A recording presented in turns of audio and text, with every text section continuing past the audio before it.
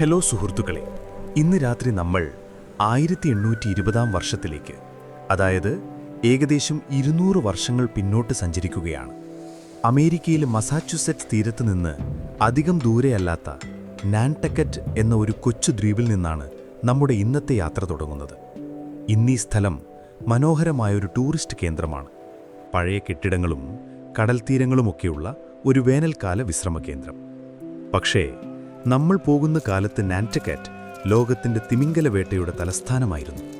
അവിടുത്തെ ഓരോ വീട്ടിലും തിമിംഗലത്തിൻ്റെ എണ്ണയുടെ മണമുണ്ടാകും. ലോകത്തിന് വെളിച്ചം നൽകിയിരുന്നത് അക്ഷരാർത്ഥത്തിൽ നാൻടക്കറ്റിലെ തിമിംഗല എണ്ണയായിരുന്നു.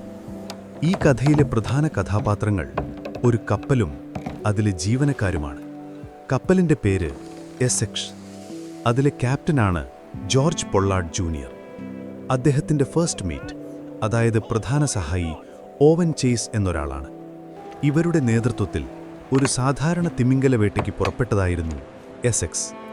പക്ഷേ ആ യാത്രയുടെ അവസാനം ലോകം ഇന്നുവരെ കേട്ടതിൽ വെച്ച് ഏറ്റവും ഭീകരമായ ഒരു അതിജീവന കഥയായി മാറുമെന്ന് അവർ ആരും അറിഞ്ഞിരുന്നില്ല. ഒരു ഭീമാകാരനായ തിമിംഗലവുമായുള്ള ഏറ്റുമുട്ടലിൽ തുടങ്ങി നടുക്കടലിൽ ഭക്ഷണവും വെള്ളവുമില്ലാതെ ആയിരക്കണക്കിന് മൈലുകൾ ഒഴുകി നടന്ന മനുഷ്യരുടെ കഥയാണിത്. ഒന്ന് സങ്കൽപ്പിച്ചു നോക്കൂ, നൂറുകണക്കിന് കൂറ്റൻ പായ്മരക്കപ്പലുകൾ നങ്കൂരമിട്ടിരിക്കുന്ന ഒരു പഴയ തുറമുഖം. കാറ്റിൽ ഉപ്പിൻ്റെയും കപ്പലിൽ അടിക്കുന്ന ടാറിൻ്റെയും തിമിംഗല എണ്ണയുടെയും രൂക്ഷമായ ഗന്ധം തങ്ങി നിൽക്കുന്നു. ആകാശത്തേക്ക് നോക്കിയാൽ പുകക്കുഴലുകളിൽ നിന്ന് കറുത്ത പുക ഉയരുന്നു. തുറമുഖം നിറയെ ആളുകളുടെ ബഹളമാണ്. യാത്ര പോകുന്നവർ, അവരെ യാത്രയാക്കാൻ വന്നവർ, സാധനങ്ങൾ കയറ്റിറക്കുന്നവർ, അങ്ങനെ ആകെ തിരക്ക്. ഈ ഒരു പശ്ചാത്തലത്തിലാണ് നമ്മുടെ കഥ തുടങ്ങുന്നത്. ഇന്നത്തെ കാലത്ത് ജീവിക്കുന്ന നമുക്ക് ഇതൊരു കെട്ടുകഥയായി തോന്നാം. പക്ഷെ ഒന്നോർക്കണം, ഇത് നടന്ന സംഭവമാണ്. നിങ്ങൾ ഇങ്ങനൊരു അവസ്ഥയിൽപ്പെട്ടാൽ എന്തു ചെയ്യുമെന്ന് ചിന്തിച്ചിട്ടുണ്ടോ? കയ്യിൽ GPS ഇല്ല, സാറ്റലൈറ്റ് ഫോണില്ല, നിങ്ങളെ രക്ഷിക്കാൻ ഹെലികോപ്റ്ററുകളോ കോസ്റ്റ് ഗാർഡോ വരില്ല. മുന്നിൽ പരന്നുകിടക്കുന്ന കടൽ മാത്രം. കയ്യിലുള്ള ആകെ കുറച്ച് ബിസ്ക്കറ്റും വെള്ളവും തീരുമ്പോൾ എന്തു ചെയ്യും? ഈ കഥ കേൾക്കുമ്പോൾ ഒരുപക്ഷെ നിങ്ങൾക്ക് മനസ്സിലാകും മനുഷ്യൻ്റെ അതിജീവിക്കാനുള്ള ആഗ്രഹം എത്രത്തോളം വലുതാണെന്ന്.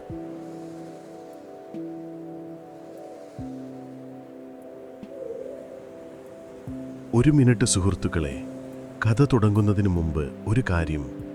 നിങ്ങൾ ഈ രാത്രി യാത്രകൾ ശരിക്കും ആസ്വദിക്കുന്നുണ്ടെങ്കിൽ വീഡിയോ ലൈക്ക് ചെയ്യാനും സ്ലംബർ സാഗ സബ്സ്ക്രൈബ് ചെയ്യാനും മറക്കരുത്. പിന്നെ നിങ്ങൾ എവിടെ നിന്നാണ് ഇത് കേൾക്കുന്നത്, ഇപ്പോൾ അവിടെ എത്ര സമയമായി എന്നതിനെക്കുറിച്ച് ഒരു കമൻ്റ് ഇടുക. കാരണം ആരൊക്കെ എവിടെ നിന്നൊക്കെയാണ് ഈ കഥ കേൾക്കുന്നതെന്ന് എനിക്ക് അറിയാൻ താൽപ്പര്യമുണ്ട്. ഇപ്പോൾ നിങ്ങളുടെ ബെഡ്റൂം ലൈറ്റുകൾ ഡിം ചെയ്യുക. നല്ലൊരു പശ്ചാത്തല ശബ്ദത്തിനായി ആ ഫാൻ ഓൺ ചെയ്യുക. ഇന്ന് രാത്രിയിലെ ഈ യാത്രയിലേക്ക് നമുക്ക് ഒരുമിച്ച് മുന്നോട്ട് പോകാം. നമ്മുടെ കഥ തുടങ്ങുന്നത് 1819 ഓഗസ്റ്റ് 12-നാണ്. നാൻടക്കറ്റിലെ തുറമുഖം പതിവ് പോലെ സജീവമാണ്. എസെക്സ് എന്ന കപ്പൽ അതിൻ്റെ അടുത്ത യാത്രയ്ക്ക് തയ്യാറെടുത്ത് നിൽക്കുന്നു. ഇതൊരു പുതിയ കപ്പലൊന്നുമല്ല, 20 വർഷത്തോളം പഴക്കമുണ്ട്. പല യാത്രകളും വിജയകരമായി പൂർത്തിയാക്കിയതുകൊണ്ട് അതൊരു ഭാഗ്യക്കപ്പലാണെന്നാണ് എല്ലാവരും വിശ്വസിക്കുന്നത്. അതിൻ്റെ പുറംചട്ടകളിൽ ഉപ്പുവെള്ളം കയറി നിറം മങ്ങിയിട്ടുണ്ട്.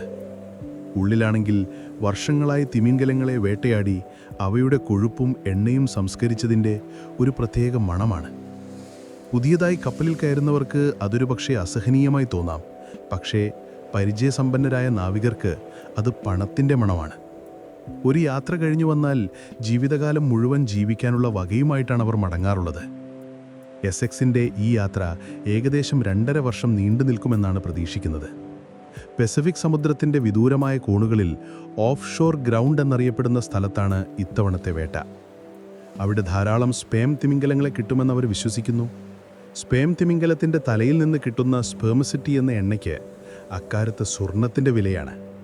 വിളക്കുകൾ കത്തിക്കാനും മെഴുകുതിരികൾ ഉണ്ടാക്കാനും യന്ത്രങ്ങൾക്ക് ലൂബ്രിക്കൻ്റായി ഉപയോഗിക്കാനുമെല്ലാം ഈ എണ്ണ വേണം.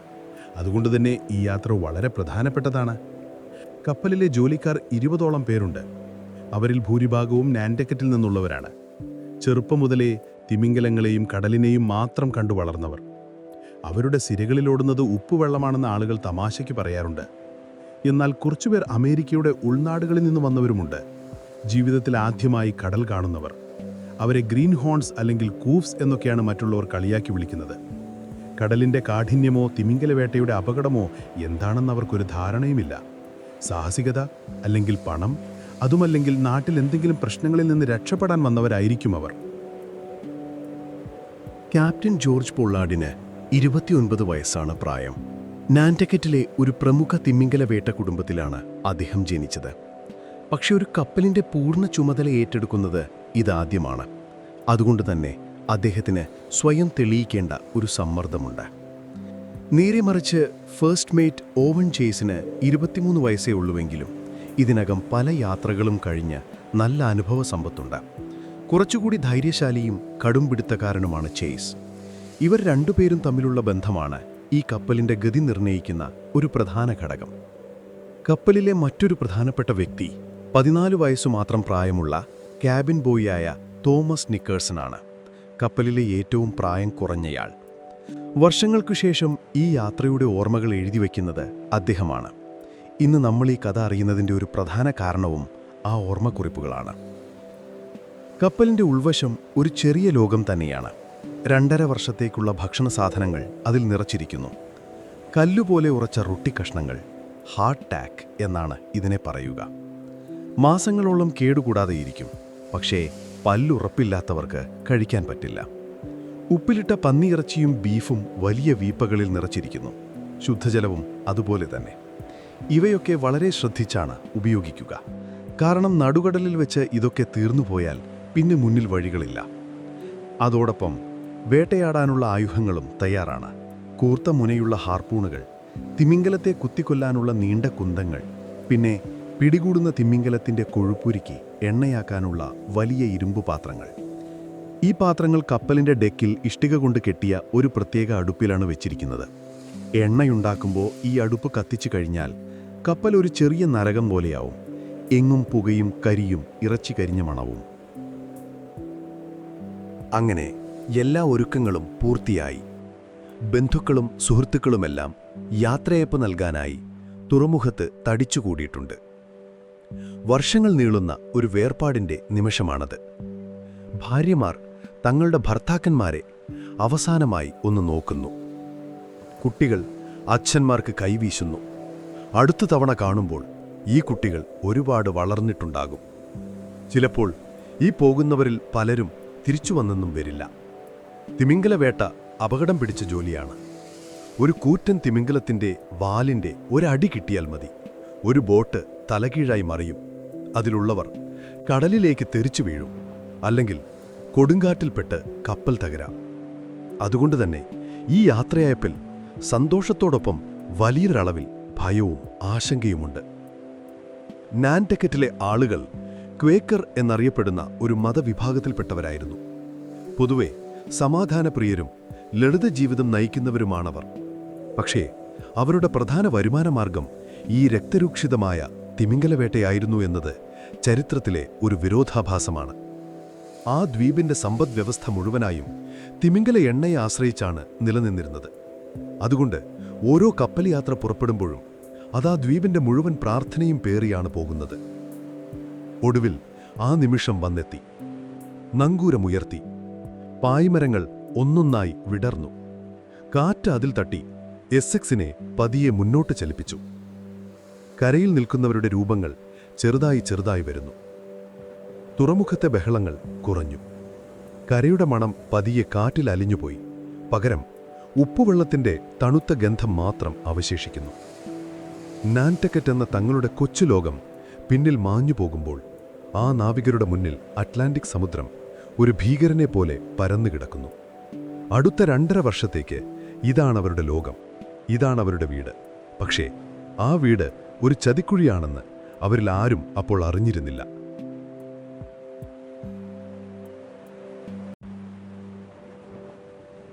എസെക്സ് നാൻറ്റക്കറ്റിൽ നിന്ന് പുറപ്പെട്ടിട്ട് ഇപ്പോൾ ദിവസങ്ങൾ കഴിഞ്ഞിരിക്കുന്നു. കരയുടെ അവസാനത്തെ നേർത്ത രേഖയും കണ്ണിൽ നിന്ന് മാഞ്ഞുപോയി. ഇപ്പോൾ എങ്ങോട്ട് നോക്കിയാലും അറ്റമില്ലാത്ത കടൽ മാത്രം. കപ്പൽ ഒരു താളത്തിൽ മുന്നോട്ട് നീങ്ങുന്നു. തിരമാലകളിൽ ഉയർന്നും താഴ്ന്നും. മരത്തിൻ്റെ പലകകൾ ഞരങ്ങുന്ന ശബ്ദം ഒരു സ്ഥിരം പശ്ചാത്തല സംഗീതം പോലെ എപ്പോഴും കേൾക്കാം. ആദ്യത്തെ കുറച്ച് ദിവസങ്ങൾക്കുള്ളിൽ തന്നെ കപ്പലിലെ ജീവിതം അതിൻ്റെ യഥാർത്ഥ മുഖം കാണിച്ചു തുടങ്ങി. കടലുമായി ഒരു മുൻപരിചയവുമില്ലാതെ വന്ന ഗ്രീൻ ഹോൺസ് എന്ന് വിളിക്കപ്പെടുന്ന പുതിയ നാവികർ കടൽ ചുരുക്ക് അഥവാ സീ സിക്നസ് പിടിപെട്ട് അവശരായിരുന്നു. തുടർച്ചയായ ഛർദി കാരണം അവരുടെ ശരീരം തളർന്നു. തല കറങ്ങുന്നതുകൊണ്ട് നേരെ നിൽക്കാൻ പോലും അവർക്ക് കഴിഞ്ഞിരുന്നില്ല. കപ്പലിൻ്റെ ഒരു മൂലയിൽ ഡെക്കിൻ്റെ വശങ്ങളിൽ തൂങ്ങിക്കിടന്ന് കടലിലേക്ക് ഛർദിച്ച് ജീവിതം മടുത്തവരെ പോലെ അവരിരുന്നു. പരിചയസമ്പന്നരായ മറ്റു നാവികർക്ക് ഇതൊരു കൗതുകമുള്ള കാഴ്ചയായിരുന്നു. അവർ ഈ പാവങ്ങളെ നോക്കി ചിരിക്കുകയും കളിയാക്കുകയും ചെയ്തു. കടലിന് നിങ്ങൾ അത്ര പിടിച്ചില്ലെന്ന് തോന്നുന്നു എന്നൊക്കെ പറഞ്ഞ് അവർ സ്വയം ആസ്വദിച്ചു. ഈ പഴയ നാവികരുടെ ശരീരവും മനസ്സും കടലുമായി പണ്ടേ ഒത്തുപോയിരുന്നു. കപ്പലിൻ്റെ ആട്ടം അവർക്ക് സ്വന്തം ശരീരത്തിൻ്റെ ഭാഗം പോലെയായിരുന്നു. അവർക്കിതൊരു ജോലിയാണ്. അതിൻ്റെതായ ചിട്ടകളും ക്രമങ്ങളുമുണ്ട്. കപ്പലിലെ ദിവസം 4 മണിക്കൂർ വീതമുള്ള വാച്ചുകൾ അഥവാ ഊഴങ്ങളായി തിരിച്ചിരിക്കുന്നു. ഓരോ വാച്ചിലും ഒരു സംഘം ആളുകൾ കപ്പൽ നിയന്ത്രിക്കുകയും ചുറ്റും നിരീക്ഷിക്കുകയും ചെയ്യും. ബാക്കിയുള്ളവർ ഒന്നുകിൽ ഉറങ്ങുകയോ അല്ലെങ്കിൽ കപ്പലിലെ മറ്റു ജോലികൾ ചെയ്യുകയോ ആയിരിക്കും. കയറുകൾ നന്നാക്കുക, പായ്മരങ്ങൾ ശരിയാക്കുക, ഡെക്ക് വൃത്തിയാക്കുക, അങ്ങനെ 100 കൂട്ടം ജോലികളുണ്ട്. പക്ഷേ ഈ ജോലികൾക്കിടയിലും ഒരുതരം മടുപ്പ് പതിയെ എല്ലാവരെയും പിടികൂടും. ദിവസങ്ങളോളം ഒരേ കാഴ്ച. നീലാകാശം, അതിനു താഴെ പച്ച കലർന്ന നീലക്കടൽ. രാത്രിയിൽ കറുത്ത ആകാശത്ത് തിളങ്ങുന്ന നക്ഷത്രങ്ങൾ. ഇടയ്ക്ക് ചില കടൽ പക്ഷികൾ കപ്പലിനെ ചുറ്റിപ്പറ്റി പറക്കും. അല്ലെങ്കിൽ ദൂരെ എവിടെയെങ്കിലും ഒരു ഡോൾഫിൻ കൂട്ടം വെള്ളത്തിൽ ചാടിമറിയുന്നത് കാണാം. അതല്ലാതെ മറ്റൊന്നും കാണാനില്ല. സംസാരിച്ച് വിഷയങ്ങളെല്ലാം തീർന്നു. വീട്ടുവിശേഷങ്ങളും പഴയ യാത്രകളുടെ കഥകളും എല്ലാവരും പല ആവർത്തി പറഞ്ഞു കഴിഞ്ഞു. ഈ മടുപ്പിൽ നിന്ന് അവരെ ഉണർത്താൻ കഴിയുന്ന ഒരൊറ്റ കാര്യമേ ഉള്ളൂ: ഒരു തിമിംഗലത്തെ കണ്ടെത്തുക. അതിനായി കപ്പലിലെ ഏറ്റവും ഉയരമുള്ള പായ്മരത്തിൻ്റെ മുകളിൽ ക്രോസ് നെസ്റ്റ് എന്നറിയപ്പെടുന്ന ഒരു ചെറിയ തട്ടിൽ എപ്പോഴും ഒരാൾ കാവലിരിപ്പുണ്ടാകും. വെയിലും മഴയും കൊണ്ട് ആടിയുലയുന്ന കപ്പലിൻ്റെ ഏറ്റവും ഭീകരമായ ചലനങ്ങൾ സഹിച്ച് അയാൾ ഒരു ബൈനോക്കുലറിലൂടെ ചക്രവാളത്തിലേക്ക് കണ്ണും നട്ടിരിക്കും. ഒരു ചെറിയ മാറ്റം പോലും അയാളുടെ കണ്ണിൽപ്പെടും. ഒടുവിൽ ആ ദിവസം വന്നെത്തി. ആഴ്ചകളുടെ വിരസമായ യാത്രയ്ക്ക് ശേഷം ഒരു ദിവസം ഉച്ചയ്ക്ക് ക്രോസ് നെസ്റ്റിൽ നിന്ന് ആ ശബ്ദമുയർന്നു. അതാ അവിടെ വെള്ളം ചീറ്റുന്നു. ആ ഒരൊറ്റ വാചകം മതി കപ്പലിൽ ഉറങ്ങിക്കിടന്നവരുടെ ആവേശം ഒരു അഗ്നിപർവ്വതം പോലെ പൊട്ടിത്തെറിക്കാൻ. നിമിഷങ്ങൾക്കകം കപ്പലിൽ എല്ലാവരും ഡെക്കിൽ ഓടിക്കൂടി. മയക്കത്തിലായിരുന്നവർ ചാടി എഴുന്നേറ്റു. ജോലിയിലായിരുന്നവർ അതെല്ലാം ഇട്ടിട്ട് വന്നു. Captain Pollard മോവൻ ചേസും ഡെക്കിലേക്ക് കുതിച്ചെത്തി. ദൂരേക്ക് നോക്കിയപ്പോൾ അവർക്കത് കാണാമായിരുന്നു. ഒരു സ്പേം തിമിംഗിലം വെള്ളത്തിൽ നിന്ന് മുകളിലേക്ക് വരുമ്പോൾ അതിൻ്റെ തലയിലുള്ള ദ്വാരത്തിലൂടെ ശക്തിയായി പുറത്തേക്ക് വിടുന്ന നീരാവി. താർ ഷീ ബ്ലോസ് എന്ന പ്രശസ്തമായ വിളിക്ക് പിന്നിലെ യാഥാർത്ഥ്യം അതായിരുന്നു. ഉടനടി ഉത്തരവുകൾ പറന്നു. ബോട്ടുകൾ ഇറക്കൂ, വേഗം. കപ്പലിലെ ഏറ്റവും പ്രധാനപ്പെട്ട നിമിഷമാണത്. എസെക്സിൻ്റെ വശങ്ങളിൽ 3 ചെറിയ ബോട്ടുകൾ തൂക്കിയിട്ടിട്ടുണ്ട്. ഓരോ ബോട്ടിലും 6 പേർ വീതം. ഒരു മെയ്റ്റ് അഥവാ ഓഫീസർ, ഒരു ഹാർപൂണർ, പിന്നെ 4 തുഴച്ചിൽക്കാർ. പിന്നെ ഓവൻ ചീസിൻ്റെ നേതൃത്വത്തിൽ ഒരു ബോട്ടും സെക്കൻഡ് മേറ്റിൻ്റെ നേതൃത്വത്തിൽ മറ്റൊരു ബോട്ടും. ക്യാപ്റ്റൻ പൊള്ളാർഡ് കപ്പലിൽ തന്നെ നിന്ന് കാര്യങ്ങൾ നിയന്ത്രിച്ചു. മിനിറ്റുകൾക്കകം ബോട്ടുകൾ വെള്ളത്തിലിറങ്ങി. അമ്മ കപ്പലിൽ നിന്ന് വേർപെട്ട് ആ ഭീമാകാരനായ ജീവിയെ ലക്ഷ്യമാക്കി കുതിച്ചു. ഈ ബോട്ടുകൾ വളരെ ചെറുതും ദുർബലവുമാണ്. ഒരു വലിയ തിരമാല വന്നാൽ മറിയാവുന്നത്ര ചെറുത്. പക്ഷേ അതിലിരിക്കുന്നവരുടെ ധൈര്യം അസാമാന്യമാണ്. തിമിംഗലത്തിനടുത്തേക്ക് തുഴഞ്ഞു പോവുക എന്നത് ഒരു സാധാരണ തോണി തുഴയുന്നത് പോലെയല്ല. ശബ്ദമുണ്ടാക്കാതെ, തിമിംഗലത്തെ ഭയപ്പെടുത്താതെ വേണം മുന്നോട്ടു പോകാൻ. ഓവൻ ചേസ് തൻ്റെ ബോട്ടിൻ്റെ അമരത്തിരുന്ന് പതിഞ്ഞ ശബ്ദത്തിൽ നിർദ്ദേശങ്ങൾ നൽകുന്നു. തുഴച്ചിലുകാർ ഒരേ താളത്തിൽ തുഴയുന്നു. അവരുടെ ഹൃദയമിടിപ്പ് ചെവിയിൽ കേൾക്കാം. അവരുടെ കണ്ണുകൾ ജലപരപ്പിൽ ഇടയ്ക്കിടെ പൊങ്ങിവരുന്ന ആ കറുത്ത രൂപത്തിലാണ്. അതൊരു പർവ്വതം പോലെ വലുതാണ്. അതിൻ്റെ ഓരോ ശ്വാസത്തിലും പുറത്തേക്ക് വരുന്ന വെള്ളത്തിൻ്റെ ശബ്ദം അതിനടുത്തേക്ക് വരുന്തോറും വ്യക്തമായി കേൾക്കാം. അതൊരു ജീവിയാണെന്ന് പോലും തോന്നില്ല. കടലിൻ്റെ തന്നെ ഒരു ഭാഗം ചലിക്കുന്നത് പോലെയാണത്. ഹാർപൂണർ ബോട്ടിൻ്റെ മുൻപിൽ നിൽപ്പുറപ്പിച്ചിട്ടുണ്ട്. അവൻ്റെ കയ്യിൽ കൂർത്ത മുനയുള്ള ഹാർപൂൺ തയ്യാറാണ്. ആ ഹാർപൂണിൻ്റെ മറ്റേ അറ്റം ഒരു നീണ്ട കയറുമായി ബന്ധിച്ചിരിക്കുന്നു. ആ കയർ വളരെ ശ്രദ്ധയോടെ ബോട്ടിനുള്ളിലെ ഒരു പെട്ടിയിൽ ചുറ്റിവച്ചിരിക്കുകയാണ്. തിമിംഗലത്തിൻ്റെ ശരീരത്തിൽ ഹാർപൂൺ തറച്ചു കഴിഞ്ഞാൽ അത് ഭ്രാന്തമായി നീന്താൻ തുടങ്ങും. അപ്പോൾ ഈ കയർ അതിവേഗത്തിൽ അഴിഞ്ഞു പോകും. ആ സമയത്ത് കയറിലൊന്ന് കാൽ കുരുങ്ങിയാൽ ആ നിമിഷം ആളെയും കൊണ്ട് തിമിംഗലം കടലിൻ്റെ ആഴങ്ങളിലേക്ക് പോയിരിക്കും. അതുകൊണ്ട് തന്നെ ഹാർപൂണറുടെ ജോലി ധൈര്യം മാത്രമല്ല, അതീവ ശ്രദ്ധയും ആവശ്യമുള്ള ഒന്നാണ്. അവർ തിമിംഗലത്തിൻ്റെ തൊട്ടടുത്തെത്തി. തൊറ്റാലെത്താവുന്ന ദൂരം. അതിൻ്റെ തൊലിയുടെ ചുളിവുകൾ പോലും അവർക്ക് കാണാം. പതിറ്റാണ്ടുകളോളം കടലിൽ ജീവിച്ചതിൻ്റെ പാടുകൾ ആ ശരീരത്തിലുണ്ട്. ചേസ് ആംഗ്യം കാണിച്ചു. ഹാർപൂണർ തൻ്റെ കയ്യിലെ ആയുധം സർവശക്തിയുമെടുത്ത് തിമിംഗലത്തിൻ്റെ ശരീരത്തിലേക്ക് എറിഞ്ഞു. അത് അതിൻ്റെ കൊഴുപ്പുള്ള ശരീരത്തിലേക്ക് ആഴ്ന്നിറങ്ങി. 1, 2 നിമിഷത്തെ നിശബ്ദത. പിന്നെ ആ ഭീകരൻ യാഥാർത്ഥ്യം തിരിച്ചറിഞ്ഞു. വേദനയും ഭയവും കൊണ്ട് അത് വെള്ളത്തിൽ ശക്തമായി ഒരടിയടിച്ചു. ആ അടിയിൽ ബോട്ട് വായുവിലേക്ക് ഉയർന്നു പൊങ്ങി. ബോട്ടിലുള്ളവർ മരണത്തെ മുഖാമുഖം കണ്ടു. പിന്നെയാണ് യഥാർത്ഥ പോരാട്ടം തുടങ്ങുന്നത്. തിമിംഗലം അതിവേഗത്തിൽ മുന്നോട്ട് കുതിച്ചു. അതിനോട് ബന്ധിച്ച കയർ ബോട്ടിനെയും കൊണ്ട് ഒരമ്പിൻ്റെ വേഗത്തിൽ വെള്ളത്തിലൂടെ വലിച്ചു. ഇതിനെ നാൻടക്കറ്റ് സ്ലേ റൈഡ് എന്നാണ് അവർ തമാശയായി പറയുന്നത്. പക്ഷേ ഇതിൽ തമാശയുടെ അംശം പോലുമില്ല. ബോട്ട് ഏത് നിമിഷവും തകരാം, അല്ലെങ്കിൽ വെള്ളത്തിനടിയിലേക്ക് മറിയാം. മണിക്കൂറുകളോളം ഈ വലി തുടരും. ഒടുവിൽ രക്തം വാർന്ന തിമിംഗലം തളരുമ്പോൾ അവർ അതിനെ അടുത്ത് ചെന്ന് നീണ്ട കുന്തങ്ങൾ കൊണ്ട് കുത്തിക്കൊല്ലുന്നു. കടൽ വെള്ളം മുഴുവൻ രക്തം കൊണ്ട് ചുവക്കും. സ്രാവുകൾ ആ മണം പിടിച്ച് ചുറ്റും കൂടും. ആ കാഴ്ച അതിഭീകരമാണ്. മനുഷ്യൻ്റെ ക്രൂരതയുടെ നേർക്കാഴ്ച. ഒടുവിൽ ആ ഭീമാകാരമായ ശരീരം നിശ്ചലമാകുമ്പോൾ അവർ അതിനെ അമ്മക്കപ്പലായ എസെക്സിൻ്റെ അടുത്തേക്ക് കെട്ടിവലിച്ചു കൊണ്ടുപോകുന്നു. അപ്പോഴേക്കും നേരം ഇരുട്ടിയിരിക്കും. പിന്നെയാണ് ഏറ്റവും വൃത്തികെട്ട ജോലി തുടങ്ങുന്നത്. കൂർത്ത കത്തികളും കൊളുത്തുകളും ഉപയോഗിച്ച് തിമിംഗലത്തിൻ്റെ തൊലിയും അതിനടിയിലെ കൊഴുപ്പും, അതായത് ബ്ലബ്ബർ, വലിയ പാളികളായി മുറിച്ചെടുക്കുന്നു. ആളികൾ അതിൻ്റെ തെന്നുന്ന ശരീരത്തിൽ കയറി നിന്ന് തെന്നി വീഴാതെ, സ്രാവുകൾക്കിരയാകാതെ ഈ ജോലി ചെയ്യുന്നു. ഈ ബ്ലബ്ബറാണ് അവരുടെ സ്വർണം. അത് കപ്പലിലെ ഡെക്കിലേക്ക് ഉയർത്തി വലിയ കഷ്ണങ്ങളാക്കി ഇഷ്ടിക കൊണ്ടുണ്ടാക്കിയ അടുപ്പിലെ കൂറ്റൻ പാത്രങ്ങളിലിട്ടുരുക്കുന്നു. ഈ പ്രക്രിയ ദിവസങ്ങളോളം നീളും. കപ്പൽ മുഴുവൻ കറുത്ത പുകയും എണ്ണയുടെ രൂക്ഷഗന്ധവും ഇറച്ചി കരിയുന്ന മണവും നിറയും. ഡെക്ക് മുഴുവൻ എണ്ണയും രക്തവും പുരണ്ട് തെന്നിക്കിടക്കും. രാത്രിയായാൽ ആ അടുപ്പിലെ തീയുടെ വെളിച്ചത്തിൽ കരിപുരണ്ട രൂപങ്ങളായി നാവികർ ജോലി ചെയ്യുന്നത് കാണുമ്പോൾ അതൊരു നരകത്തിലെ കാഴ്ച പോലെ തോന്നും. ചരിത്രകാരന്മാർക്കിടയിൽ ഒരു സംശയം ഇപ്പോഴും നിലനിൽക്കുന്നുണ്ട്. ഇത്രയും ഭീകരവും അപകടം നിറഞ്ഞതുമായ ഒരു ജോലി ചെയ്യാൻ അന്നത്തെ മനുഷ്യരെ പ്രേരിപ്പിച്ച ഘടകം പണം മാത്രമായിരുന്നോ, അതോ അതിലൊരു തരം സാഹസികതയുടെ ലഹരി കൂടി ഉണ്ടായിരുന്നോ എന്ന്. എന്തായാലും ഈ ആദ്യത്തെ കൊലയോടെ എസെക്സിലെ പുതിയ നാവികർ തിമിംഗലവേട്ടയുടെ യഥാർത്ഥ മുഖം കണ്ടു. അതൊരു റൊമാൻറ്റിക് സാഹസിക യാത്രയല്ല, മറിച്ച് നിലനിൽപ്പിനായുള്ള ഒരു ചോരക്കളി കൂടിയാണെന്ന് അവർ തിരിച്ചറിഞ്ഞു.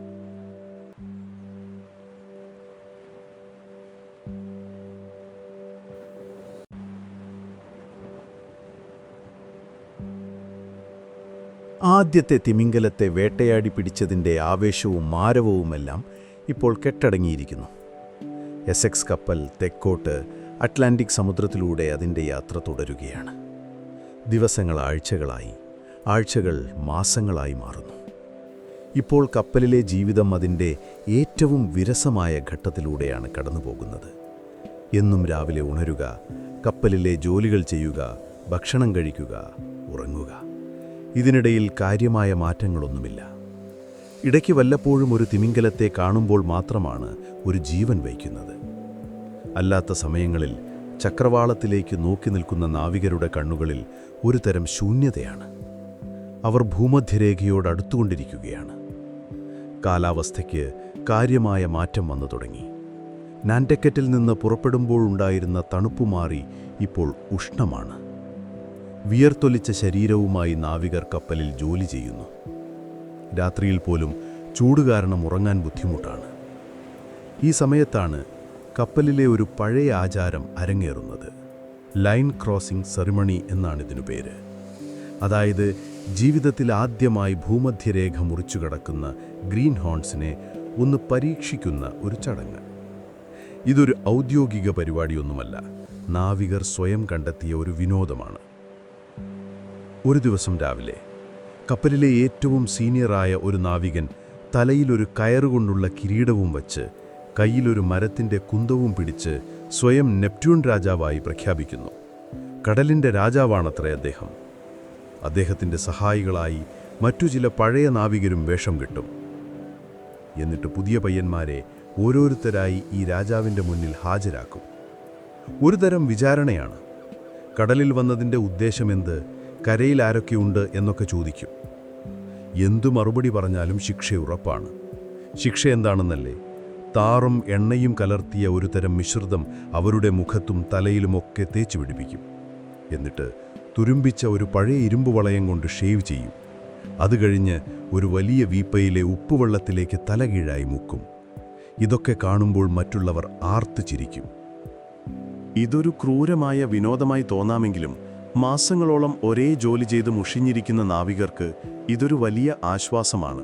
ഈ ചടങ്ങ് കഴിയുന്നതോടെ പുതിയ ആളുകൾ കപ്പലിലെ ഒരു പൂർണ്ണ അംഗമായി മാറിയെന്നാണ് സങ്കല്പം.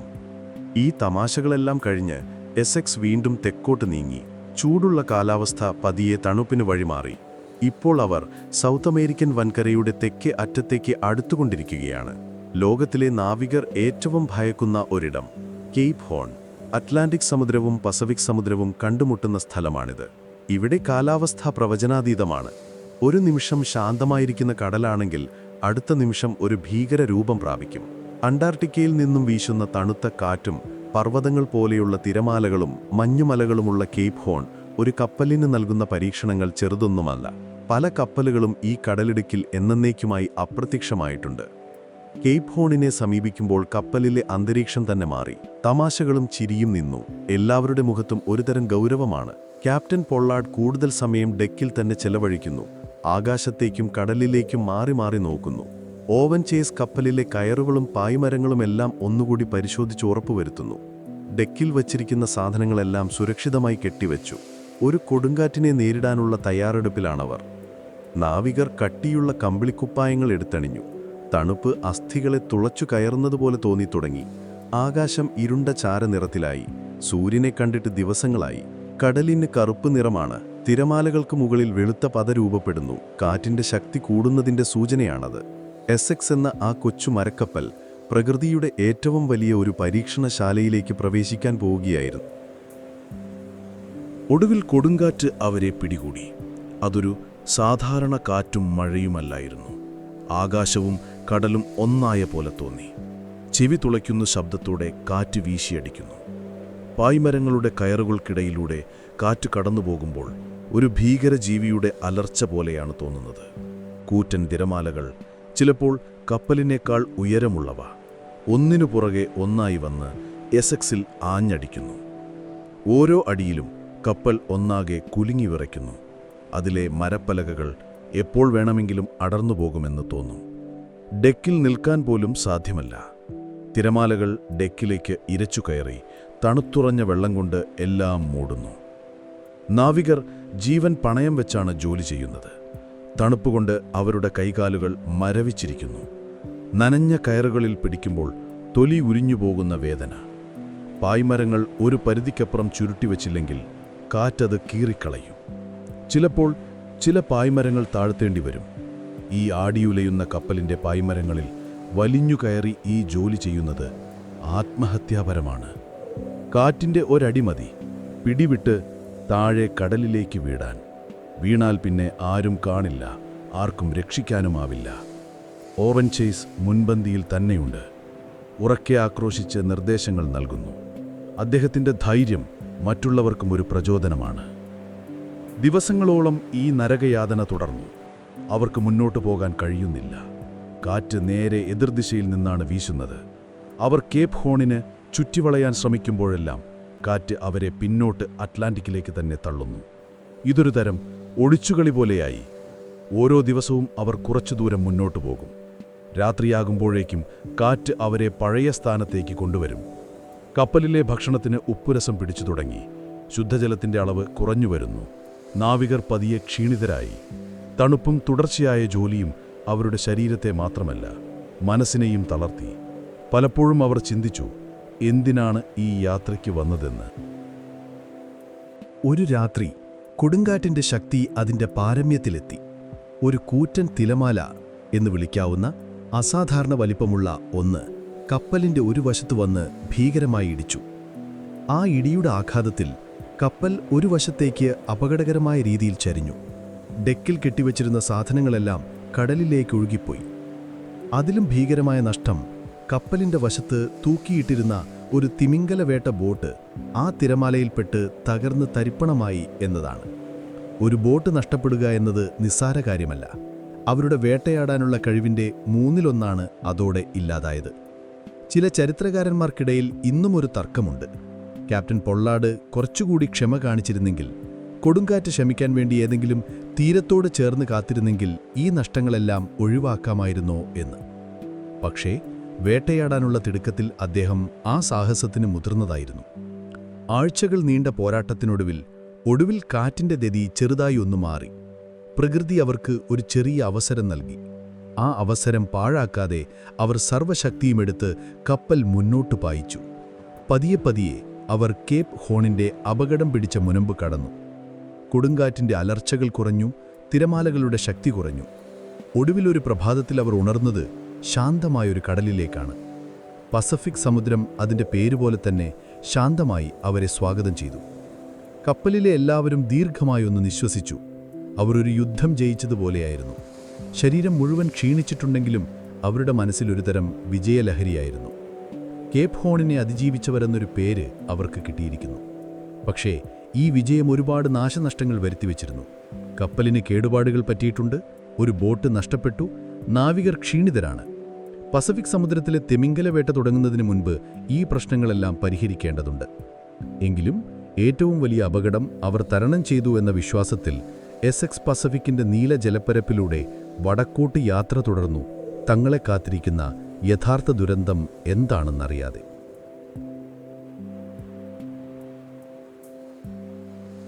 കേപ്പ് ഹോണിന്റെ തണുത്തുറഞ്ഞ ഓർമ്മകളെ പിന്നിലാക്കി എസെക്സ് ഇപ്പോൾ ശാന്തമായ പസഫിക് സമുദ്രത്തിന്റെ ഹൃദയത്തിലൂടെ യാത്ര ചെയ്യുകയാണ്. മാസങ്ങൾ കടന്നുപോയിരിക്കുന്നു.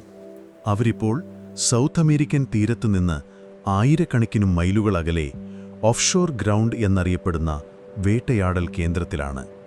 മനുഷ്യന്റെ കാൽപ്പാടുകൾ വീഴാത്ത, ഭൂപടങ്ങളിൽ പോലും നേരാംവണ്ണം രേഖപ്പെടുത്തിയിട്ടില്ലാത്ത ഒരു ജലലോകം. ഇവിടെ ഖര എന്നത് ഒരു ഓർമ്മ മാത്രമാണ്. രാവും പകലും കടൽ മാത്രം. ഈ ഒറ്റപ്പെടലിന് ഒരു പ്രത്യേകതയുണ്ട്. അതൊരു വശത്ത് ഭയാനകമാണ്, മറുവശത്ത് എന്തോ ഒരു ശാന്തതയും നൽകുന്നു. ലോകത്തിലെ മറ്റെല്ലാ പ്രശ്നങ്ങളിൽ നിന്നും അവർ ഒറ്റപ്പെട്ടിരിക്കുന്നു. അവരുടെ ലോകം 87 അടി നീളമുള്ള ഈ മരക്കപ്പൽ മാത്രമാണ്. ഇവിടെ തിമിംഗലങ്ങൾ ധാരാളമുണ്ട്. കഴിഞ്ഞ കുറച്ചാഴ്ചകളായി അവർക്ക് നല്ല വേട്ട കിട്ടുന്നുണ്ട്. കപ്പലിന്റെ അറകൾ പതിയെ തിമിംഗലമെണ്ണ നിറച്ച വീപ്പകൾ കൊണ്ട് നിറഞ്ഞു തുടങ്ങി. ഡെക്കിലെ അടുപ്പിൽ നിന്ന് കറുത്ത പുക മിക്കവാറും എല്ലാ ദിവസവും ഉയരുന്നു. നാവികർ തങ്ങളുടെ ജോലിയിൽ മുഴുകിയിരിക്കുന്നു. കേപ്പ് ഹോണിൽ വെച്ച് നഷ്ടപ്പെട്ട ബോട്ടിന്റെ കാര്യം അവർ മറന്നു തുടങ്ങി. പകരം 2 ബോട്ടുകൾ ഉപയോഗിച്ച് അവർ വേട്ട തുടരുന്നു. ക്യാപ്റ്റൻ പൊള്ളാഡിന്റെ മുഖത്ത് ആശ്വാസമുണ്ട്. ഈ യാത്ര ഒരു വിജയമായി അവസാനിക്കുമെന്ന് അദ്ദേഹം പ്രതീക്ഷിച്ചു തുടങ്ങി. 1820 നവംബർ 20. ഒരു സാധാരണ ദിവസം പോലെയാണ് അന്നും തുടങ്ങിയത്. ആകാശം തെളിഞ്ഞിരുന്നു. ചെറിയൊരു കാറ്റുണ്ട്. ക്രോസ് നെസ്റ്റിൽ നിന്ന് നിരീക്ഷകന്റെ വിളി വന്നു. ഒരു കൂട്ടം സ്പേം തിമിംഗലങ്ങൾ. ഉടൻ തന്നെ കപ്പലിൽ ആവേശം നിറഞ്ഞു. ഓവൻ ചേസിന്റെയും സെക്കൻഡ് മേറ്റിന്റെയും നേതൃത്വത്തിൽ 2 ബോട്ടുകൾ വെള്ളത്തിലിറക്കി.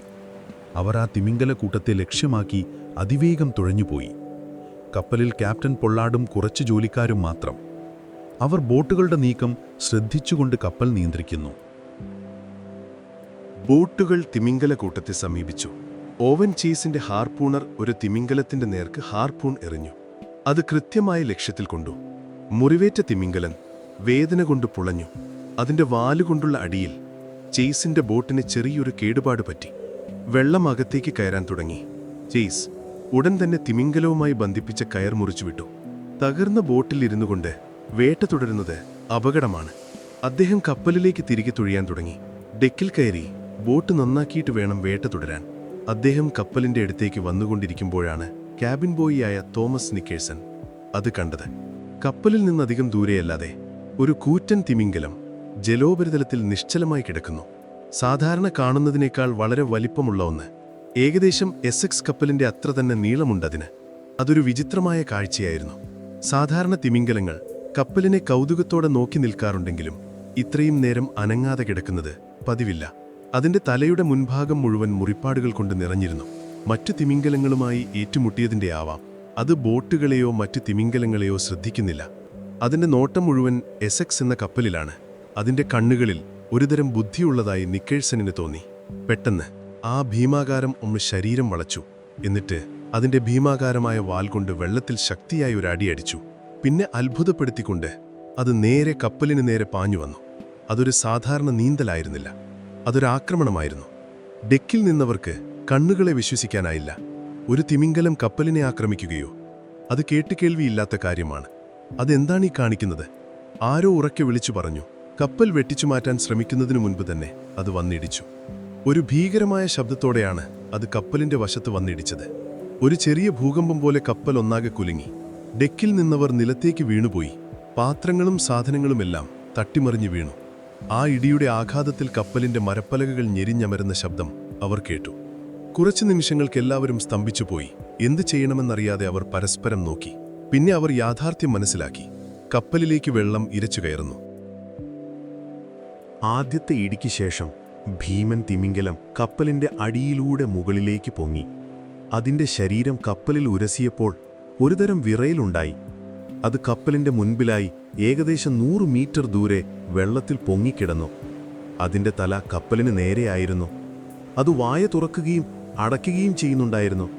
അതിന്റെ കണ്ണുകൾ ചുവന്നിരുന്നു. ഒരുതരം പകയോടെ അത് എസെക്സിനെ നോക്കുന്നതുപോലെ തോന്നി. ചില നാവികർ പറയുന്നു അത് ആശയക്കുഴപ്പത്തിലായിരിക്കാമെന്ന്. ഒരുപക്ഷെ കപ്പലിനെ മറ്റൊരു തിമിംഗലമായി തെറ്റിദ്ധരിച്ചതാവാം. പക്ഷേ ഓവൻ ചേസിന് അങ്ങനെ തോന്നിയില്ല. അദ്ദേഹത്തിന്റെ ഓർമ്മക്കുറിപ്പുകളിൽ പിന്നീട് എഴുതി, ആ തിമിംഗലത്തിന്റെ നോട്ടത്തിൽ പ്രതികാരദാഹം വ്യക്തമായിരുന്നുവെന്ന്. ഡെക്കിൽ പരിഭ്രാന്തി പടർന്നു. പമ്പുകൾ പ്രവർത്തിപ്പിക്കൂ, വെള്ളം പുറത്തു കളയൂ, ക്യാപ്റ്റൻ പൊള്ളാൽ ആക്രോശിച്ചു. നാവികർ പമ്പുകൾ പ്രവർത്തിപ്പിക്കാൻ ഓടി. പക്ഷേ അതുകൊണ്ടൊന്നും ഒരു കാര്യവുമില്ലെന്ന് അവർക്ക് പെട്ടെന്ന് മനസ്സിലായി. കപ്പലിന്റെ അടിപ്പലകകൾക്ക് സാരമായ കേടുപാടുകൾ സംഭവിച്ചിട്ടുണ്ട്. വെള്ളം കയറുന്നതിന്റെ വേഗത വളരെ കൂടുതലാണ്. എസെക്സ് മുങ്ങാൻ തുടങ്ങിയിരിക്കുന്നു. അപ്പോഴാണ് ആരും പ്രതീക്ഷിക്കാത്ത ആ രണ്ടാമത്തെ സംഭവം നടന്നത്. കപ്പലിന്റെ മുൻപിൽ നിന്നിരുന്ന ആ തിമിംഗലം വീണ്ടും ശരീരം വളച്ചു. അതിന്റെ വാലുകൊണ്ട് വെള്ളത്തിൽ ഒന്നുകൂടി ശക്തിയായി അടിച്ചു. ആദ്യത്തേതിനേക്കാൾ കൂടുതൽ ശക്തിയിൽ. എന്നിട്ട് മുമ്പത്തേക്കാൾ ഇരട്ടി വേഗതയിൽ അത് വീണ്ടും കപ്പലിന് നേരെ പാഞ്ഞു വന്നു. ഇത്തവണ അതിന്റെ ലക്ഷ്യം കപ്പലിന്റെ മുൻഭാഗത്തുള്ള ബോ എന്നറിയപ്പെടുന്ന സ്ഥലമായിരുന്നു. അവിടെയാണ് ക്യാപ്റ്റൻ പൊള്ളാട്ട് നിസ്സഹായനായി നോക്കി നിന്നത്. മിസ്റ്റർ ചേസ്, ഇത് മനഃപൂർവ്വമാണ് എന്ന് അദ്ദേഹം നിലവിളിച്ചുപോയി. രണ്ടാമത്തെ ഇടി ആദ്യത്തേതിനേക്കാൾ എത്രയോ ഭീകരമായിരുന്നു. കപ്പലിന്റെ മുൻഭാഗം ഒരു മരക്കഷ്ണം പോലെ ചിതറിത്തെറിച്ചു. ഇടിയുടെ ശക്തിയിൽ നാവികർ വായുവിലേക്ക് തെറിച്ചുപോയി. കപ്പലൊരു നിമിഷം നിശ്ചലമായി. പിന്നെ സാവധാനം പിന്നോട്ട് നീങ്ങാൻ തുടങ്ങി. ഒടുവിൽ ഒരു വശത്തേക്ക് ചരിഞ്ഞ് മുങ്ങാൻ തുടങ്ങി. ഇനി എസെക്സിനെ രക്ഷിക്കാൻ ഒരു മാർഗവുമില്ല. ആ ഭീമാകാരനായ തിമിംഗലം അതിന്റെ ജോലി പൂർത്തിയാക്കി. പരിക്കേറ്റ ഒരു യോദ്ധാവിനെ പോലെ പസഫിക്കിന്റെ ആഴങ്ങളിലേക്ക് സാവധാനം മൂളിയിട്ട് അപ്രത്യക്ഷനായി. ഓവൻ ചേസ് തന്റെ കേടുവന്ന ബോട്ടിലിരുന്ന് ഈ കാഴ്ചയെല്ലാം കാണുന്നുണ്ടായിരുന്നു. തന്റെ കൺമുന്നിൽ തങ്ങളുടെ വീടും ലോകവുമായ കപ്പൽ ഒരു ഭീകരജീവിയുടെ ആക്രമണത്തിൽ തകരുന്നത് അദ്ദേഹത്തിന് വിശ്വസിക്കാനായില്ല. ദൂരെ മറ്റേ ബോട്ടിലിരുന്നവരും സ്തംഭിച്ചുപോയി. അവർ വേട്ടയാടാൻ ശ്രമിച്ച തിമിംഗലങ്ങളെല്ലാം എങ്ങോട്ടോ ഓടിമറിഞ്ഞിരിക്കുന്നു. ഇപ്പോൾ ആകാശത്തിനു കീഴെ നടുകടലിൽ മുങ്ങിക്കൊണ്ടിരിക്കുന്ന ഒരു കപ്പലും 2 ചെറിയ ബോട്ടുകളിലായി ചിതറിപ്പോയ കുറച്ചു മനുഷ്യരും മാത്രം. ചരിത്രകാരന്മാർക്കിടയിൽ ഈ ആക്രമണത്തിന്റെ കാരണം ഇപ്പോഴും ഒരു വലിയ ചർച്ചാ വിഷയമാണ്. ഒരു സ്പേം തിമിംഗലം, പ്രത്യേകിച്ച് ഒരു ആൺ തിമിംഗലം, ഇത്രയും പ്രകോപനപരമായി പെരുമാറുന്നത് അസാധാരണമാണ്. ചിലർ കരുതുന്നത് ഒരുപക്ഷെ ആ തിമിംഗലക്കൂട്ടത്തിൽ അതിൻ്റെ കുഞ്ഞുങ്ങളുണ്ടായിരിക്കാമെന്നും അവയെ സംരക്ഷിക്കാനുള്ളൊരു ശ്രമമായിരിക്കാം ഈ ആക്രമണമെന്നുമാണ്. വേറെ ചിലരുടെ അഭിപ്രായത്തിൽ മുൻപ് മറ്റേതെങ്കിലും തിമിംഗല വേട്ടക്കപ്പലിൽ നിന്ന് അതിന് മുറിവേറ്റിരിക്കാമെന്നും കപ്പലുകളെ അത് ശത്രുവായി കണ്ടിരിക്കാമെന്നുമാണ്. ഹെർമൻ മെൽവിൽ മോബി ഡിക്ക് എന്ന തൻ്റെ പ്രശസ്തമായ നോവൽ എഴുതാൻ പ്രചോദനമായത് ഈ സംഭവമാണ്. ആ നോവലിൽ തിമിംഗലം തിന്മയുടെയും പ്രകൃതിയുടെ പ്രതികാരത്തിൻ്റെയും ഒരു പ്രതീകമാണ്. എസ്സെക്സിലെ നാവികരുടെ കാര്യത്തിൽ ആ തിമിംഗലം അവരുടെ വിധിയായിരുന്നു. കപ്പൽ പൂർണ്ണമായി മുങ്ങാൻ അധിക സമയം വേണ്ടി വന്നില്ല. ഏതാനും മിനിറ്റുകൾക്കകം 20 വർഷത്തോളം കടലിൽ സേവനമനുഷ്ഠിച്ച ഒരു കാലത്ത് ഭാഗ്യകപ്പൽ എന്ന് പേരെടുത്ത എസ്സെക്സ് പസഫിക് സമുദ്രത്തിൻ്റെ ആഴങ്ങളിലേക്ക് താഴ്ന്നുപോയി. അതിൻ്റെ കൂടെ നാവികരുടെ ഭാവിയും പ്രതീക്ഷകളുമാണ് മുങ്ങിപ്പോയത്.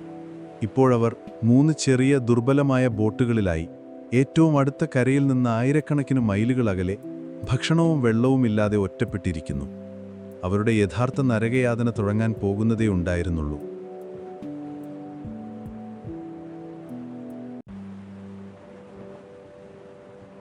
എസ്സെക്സ് മുങ്ങിത്താഴുന്നതിന് ശേഷമുള്ള ആദ്യത്തെ കുറച്ചു മണിക്കൂറുകൾ ഒരുതരം മരവിപ്പിലാണ് കടന്നുപോകുന്നത്. 20 നാവികരും ഇപ്പോൾ 3 ചെറിയ ബോട്ടുകളിലായി തങ്ങളുടെ കപ്പൽ അപ്രത്യക്ഷമായ ജലപ്പരപ്പിലേക്ക് വിശ്വസിക്കാനാവാതെ നോക്കി നിൽക്കുന്നു. കുറച്ചു മുമ്പ് വരെ അവരുടെ ലോകമായിരുന്ന ആ സ്ഥലം ഇപ്പോൾ ശൂന്യമാണ്. തിരമാലകളിൽ പൊങ്ങിക്കിടക്കുന്ന ഏതാനും മരക്കഷ്ണങ്ങളും ഒരൊഴിഞ്ഞ വീപ്പയും ഒഴിച്ചാൽ അവിടെ ഒരു കപ്പലുണ്ടായിരുന്നു എന്ന് വിശ്വസിക്കാൻ പോലും ഒരു തെളിവുമില്ല. നിശബ്ദതയാണെങ്ങും. ആരും ഒന്നും സംസാരിക്കുന്നില്ല. ഒരു ഭീമാകാരനായ തിമിംഗലം വന്ന് തങ്ങളുടെ ജീവിതം കീഴ്മേൽ മറിച്ചത് ഒരു ദുസ്വപ്നം പോലെ അവർക്ക് തോന്നുന്നു. ക്യാപ്റ്റൻ പൊള്ളാർഡ് ആകെ തകർന്നിരിക്കുകയാണ്. അദ്ദേഹം തൻ്റെ ബോട്ടിലിരുന്ന് ശൂന്യതയിലേക്ക് നോക്കുന്നു. അദ്ദേഹത്തിൻ്റെ കണ്ണുകൾ നിറഞ്ഞിട്ടുണ്ട്. ഒരു ക്യാപ്റ്റന് സംഭവിക്കാവുന്ന ഏറ്റവും വലിയ ദുരന്തമാണ് സംഭവിച്ചിരിക്കുന്നത്. അദ്ദേഹത്തിൻ്റെ കപ്പൽ നഷ്ടപ്പെട്ടിരിക്കുന്നു. അദ്ദേഹത്തിൻ്റെ ഉത്തരവാദിത്തമാണ് ഈ 20 ജീവനുകൾ. ഇനി എന്തു ചെയ്യണമെന്ന് അദ്ദേഹത്തിന് ഒരെത്തും പിടിയുമില്ല. ഈ അവസരത്തിൽ നേതൃത്വം ഏറ്റെടുക്കുന്നത് ഫസ്റ്റ് മേറ്റ് ഓവൻ ചേസ് ആണ്. അദ്ദേഹത്തിൻ്റെ മനസ്സിൽ ദുഃഖത്തേക്കാൾ ഉപരി ഒരുതരം പ്രായോഗികമായ ചിന്തയാണ്. ഇപ്പോൾ കരഞ്ഞുകൊണ്ടിരുന്നാൽ മരണമുറപ്പാണ്. അതിജീവിക്കണമെങ്കിൽ ഉടൻ എന്തെങ്കിലും ചെയ്തേ പറ്റൂ. നമുക്ക് കപ്പലിൻ്റെ അവശിഷ്ടങ്ങൾക്കിടയിലേക്ക് പോകാം. ഉപയോഗിക്കാൻ പറ്റുന്ന എന്തെങ്കിലും കിട്ടിയേക്കും, ചേസ് തൻ്റെ ബോട്ടിലുള്ളവരോട് പറയുന്നു. അദ്ദേഹത്തിൻ്റെ ശബ്ദത്തിലെ ഉറപ്പ് മറ്റുള്ളവർക്കും ഒരു ചെറിയ ധൈര്യം നൽകുന്നു. 2 ബോട്ടുകളും പതിയെ ഭാഗികമായി മുങ്ങിക്കിടക്കുന്ന കപ്പലിൻ്റെ മുൻഭാഗത്തേക്ക് തുഴഞ്ഞു നീങ്ങി. ഭാഗ്യവശാൽ കപ്പൽ പൂർണ്ണമായി മുങ്ങുന്നതിനു മുമ്പ് അതിൻ്റെ മുൻഭാഗത്തെ പായ്മരം ഒടിഞ്ഞു വീണിരുന്നു. അത് കാരണം കപ്പലിൻ്റെ ഒരു ഭാഗം ഇപ്പോഴും വെള്ളത്തിന് മുകളിൽ പൊങ്ങിക്കിടക്കുന്നുണ്ട്. അതൊരു ചെറിയ പ്രതീക്ഷയാണ്. അടുത്ത 24 മണിക്കൂർ അവർ വിശ്രമമില്ലാതെ ജോലി ചെയ്യുന്നു.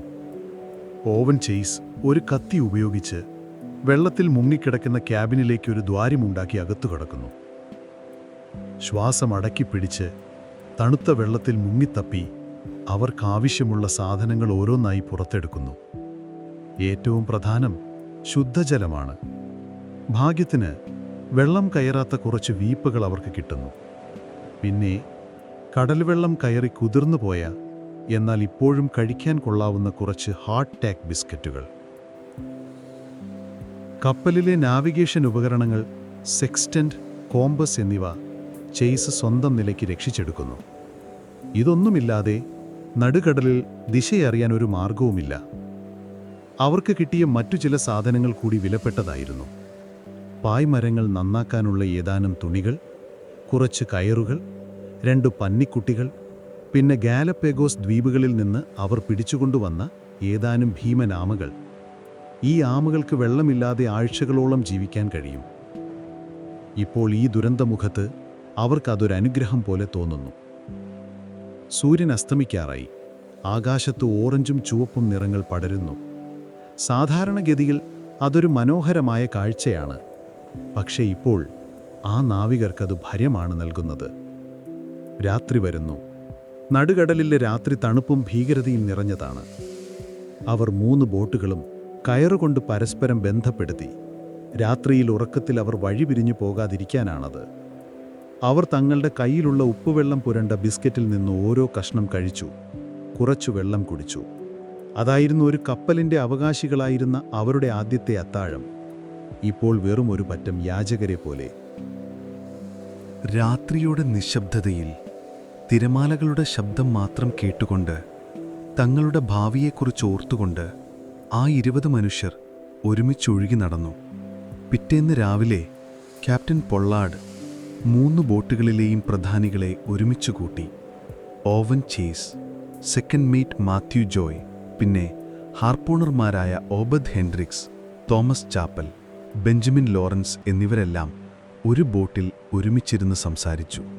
ഇനി എന്തു ചെയ്യണം എന്നതായിരുന്നു പ്രധാന ചോദ്യം. ഇതൊരു സാധാരണ മീറ്റിംഗ് അല്ല. അവരുടെ ജീവൻ മരണത്തെ നിർണയിക്കുന്ന ഒരു ചർച്ചയാണ്. അവരുടെ മുന്നിൽ 2 വഴികളാണുണ്ടായിരുന്നത്. ഒന്നാമത്തേത് ഏറ്റവും അടുത്തുള്ള കരയിലേക്ക് തുഴയുക. ഭൂപടം നോക്കിയാൽ 1000 മൈലുകൾക്കപ്പുറം പടിഞ്ഞാറ് ദിശയിൽ മാർക്വേസാസ് ദ്വീപുകളുണ്ട്. കാറ്റിൻ്റെ ഗതിയും അനുകൂലമാണ്. പക്ഷേ ആ വഴിക്കൊരു പ്രശ്നമുണ്ട്. അക്കാലത്തെ നാവികർക്കിടയിൽ ഒരു ഭയമുണ്ടായിരുന്നു. പസഫിക് സമുദ്രത്തിലെ ചില ദ്വീപുകളിൽ നരഭോജികളായ മനുഷ്യരുണ്ടെന്ന്. അങ്ങനെയുള്ള ഒരു ദ്വീപിലാണ് ചെന്നുപെടുന്നതെങ്കിൽ പട്ടിണി കിടന്ന് മരിക്കുന്നതിനേക്കാൾ ഭീകരമായിരിക്കും അന്ത്യം. ഈ ഭയം കാരണം മിക്ക നാവികരും ആ വഴിക്ക് പോകാൻ മടിച്ചു. രണ്ടാമത്തെ വഴി തെക്കോട്ട് സൗത്ത് അമേരിക്കൻ തീരത്തേക്ക് തുഴയിട എന്നതാണ്. അത് ഏകദേശം 3000 മൈലിലധികം ദൂരമുണ്ട്. കാറ്റും തിരമാലകളും പ്രതികൂലമായിരിക്കും. അതൊരാത്മഹത്യാപരമായ തീരുമാനമായി തോന്നാം. പക്ഷേ ആ വഴിക്ക് പോയാൽ മറ്റ് തിമിംഗലവേക്ക കപ്പലുകളെ കണ്ടുമുട്ടാൻ സാധ്യതയുണ്ട്. അവർക്ക് തങ്ങളെ രക്ഷിക്കാൻ കഴിഞ്ഞേക്കും. ക്യാപ്റ്റൻ പൊള്ളാർഡ് മാർക്വേസാസ് ദ്വീപുകളിലേക്ക് പോകാനാണ് താൽപ്പര്യം കാണിച്ചത്. അതാണ് ഏറ്റവും എളുപ്പമുള്ള വഴി. അതിജീവനത്തിന് ഏറ്റവും സാധ്യതയുള്ളതും അതുതന്നെയാണ്. പക്ഷേ ഓവൻ ചേസും മറ്റുള്ളവരും അതിനെ ശക്തമായി എതിർത്തു. നരഭോജികളുടെ കഥകൾ അവരുടെ മനസ്സിൽ അത്രയേറെ ഭയം നിറച്ചിരുന്നു. ആഫ്രിക്കൻ അമേരിക്കൻ നാവികർക്ക് പ്രത്യേകിച്ചും പേടിയുണ്ടായിരുന്നു. കാരണം ദ്വീപുകളിലെ കറുത്ത വർഗ്ഗക്കാരായ മനുഷ്യർ തങ്ങളെ വെറുതെ വിടില്ലെന്ന് അവർ ഭയന്നു. നീണ്ട ചർച്ചകൾക്കൊടുവിൽ ഭൂരിപക്ഷാഭിപ്രായം മാനിച്ച് തെക്കോട്ട് പോകാൻ അവർ തീരുമാനിച്ചു. ചരിത്രത്തിലെ ഏറ്റവും വലിയ തെറ്റായ തീരുമാനങ്ങളിൽ ഒന്നായിട്ടാണ് പലരും ഇതിനെ പിന്നീട് വിശേഷിപ്പിച്ചത്. ആ തീരുമാനം അവരുടെ ദുരിതത്തിൻ്റെ ആഴം കൂട്ടുക മാത്രമേ ചെയ്തുള്ളൂ. അങ്ങനെ അവരുടെ യാത്ര തുടങ്ങി. ഓരോ ബോട്ടിലും ആവശ്യത്തിനുള്ള സാധനങ്ങൾ വിഭജിച്ചു നൽകി. ഓവൻ ചേസിൻ്റെ ബോട്ടിൽ ക്യാപ്റ്റൻ പൊള്ളാർഡും മാത്യു ജോയുടെ ബോട്ടിൽ സെക്കൻഡ് മേറ്റും നേതൃത്വം നൽകി. മൂന്നാമത്തെ ബോട്ടിൻ്റെ ചുമതല ഹാർപ്പൂണർമാർക്കായിരുന്നു. അവർ ഒരുമിച്ച് ഒരേ ദിശയിലേക്ക് തുഴയാൻ തുടങ്ങി. അവരുടെ ലക്ഷ്യം സൗത്ത് അമേരിക്കൻ തീരം.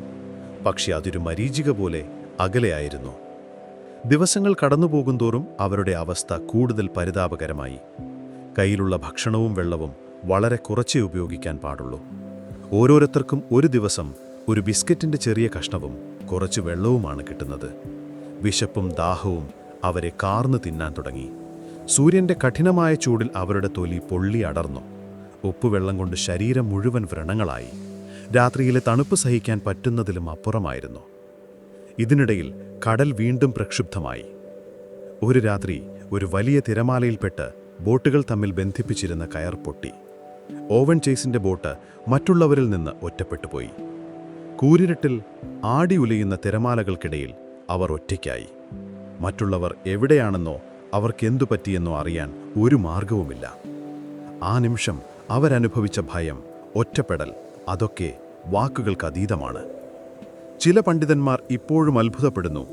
എന്തുകൊണ്ടാണ് പരിചയസമ്പന്നനായ ചേസ് ബോട്ടുകൾ തമ്മിൽ കൂടുതൽ ശക്തമായ ഒരു കയർ കൊണ്ട് ബന്ധിപ്പിക്കാത്തത് എന്ന്. ഒരുപക്ഷേ ആ ക്ഷീണത്തിനിടയിൽ പറ്റിയൊരു പിഴവായിരിക്കാം.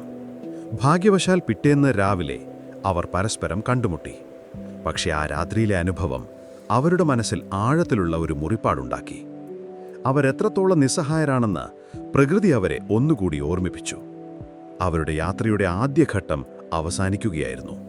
ഇനി വരാനിരിക്കുന്നത് പട്ടിണിയുടെയും മരണത്തിൻ്റെയും നാളുകളായിരുന്നു.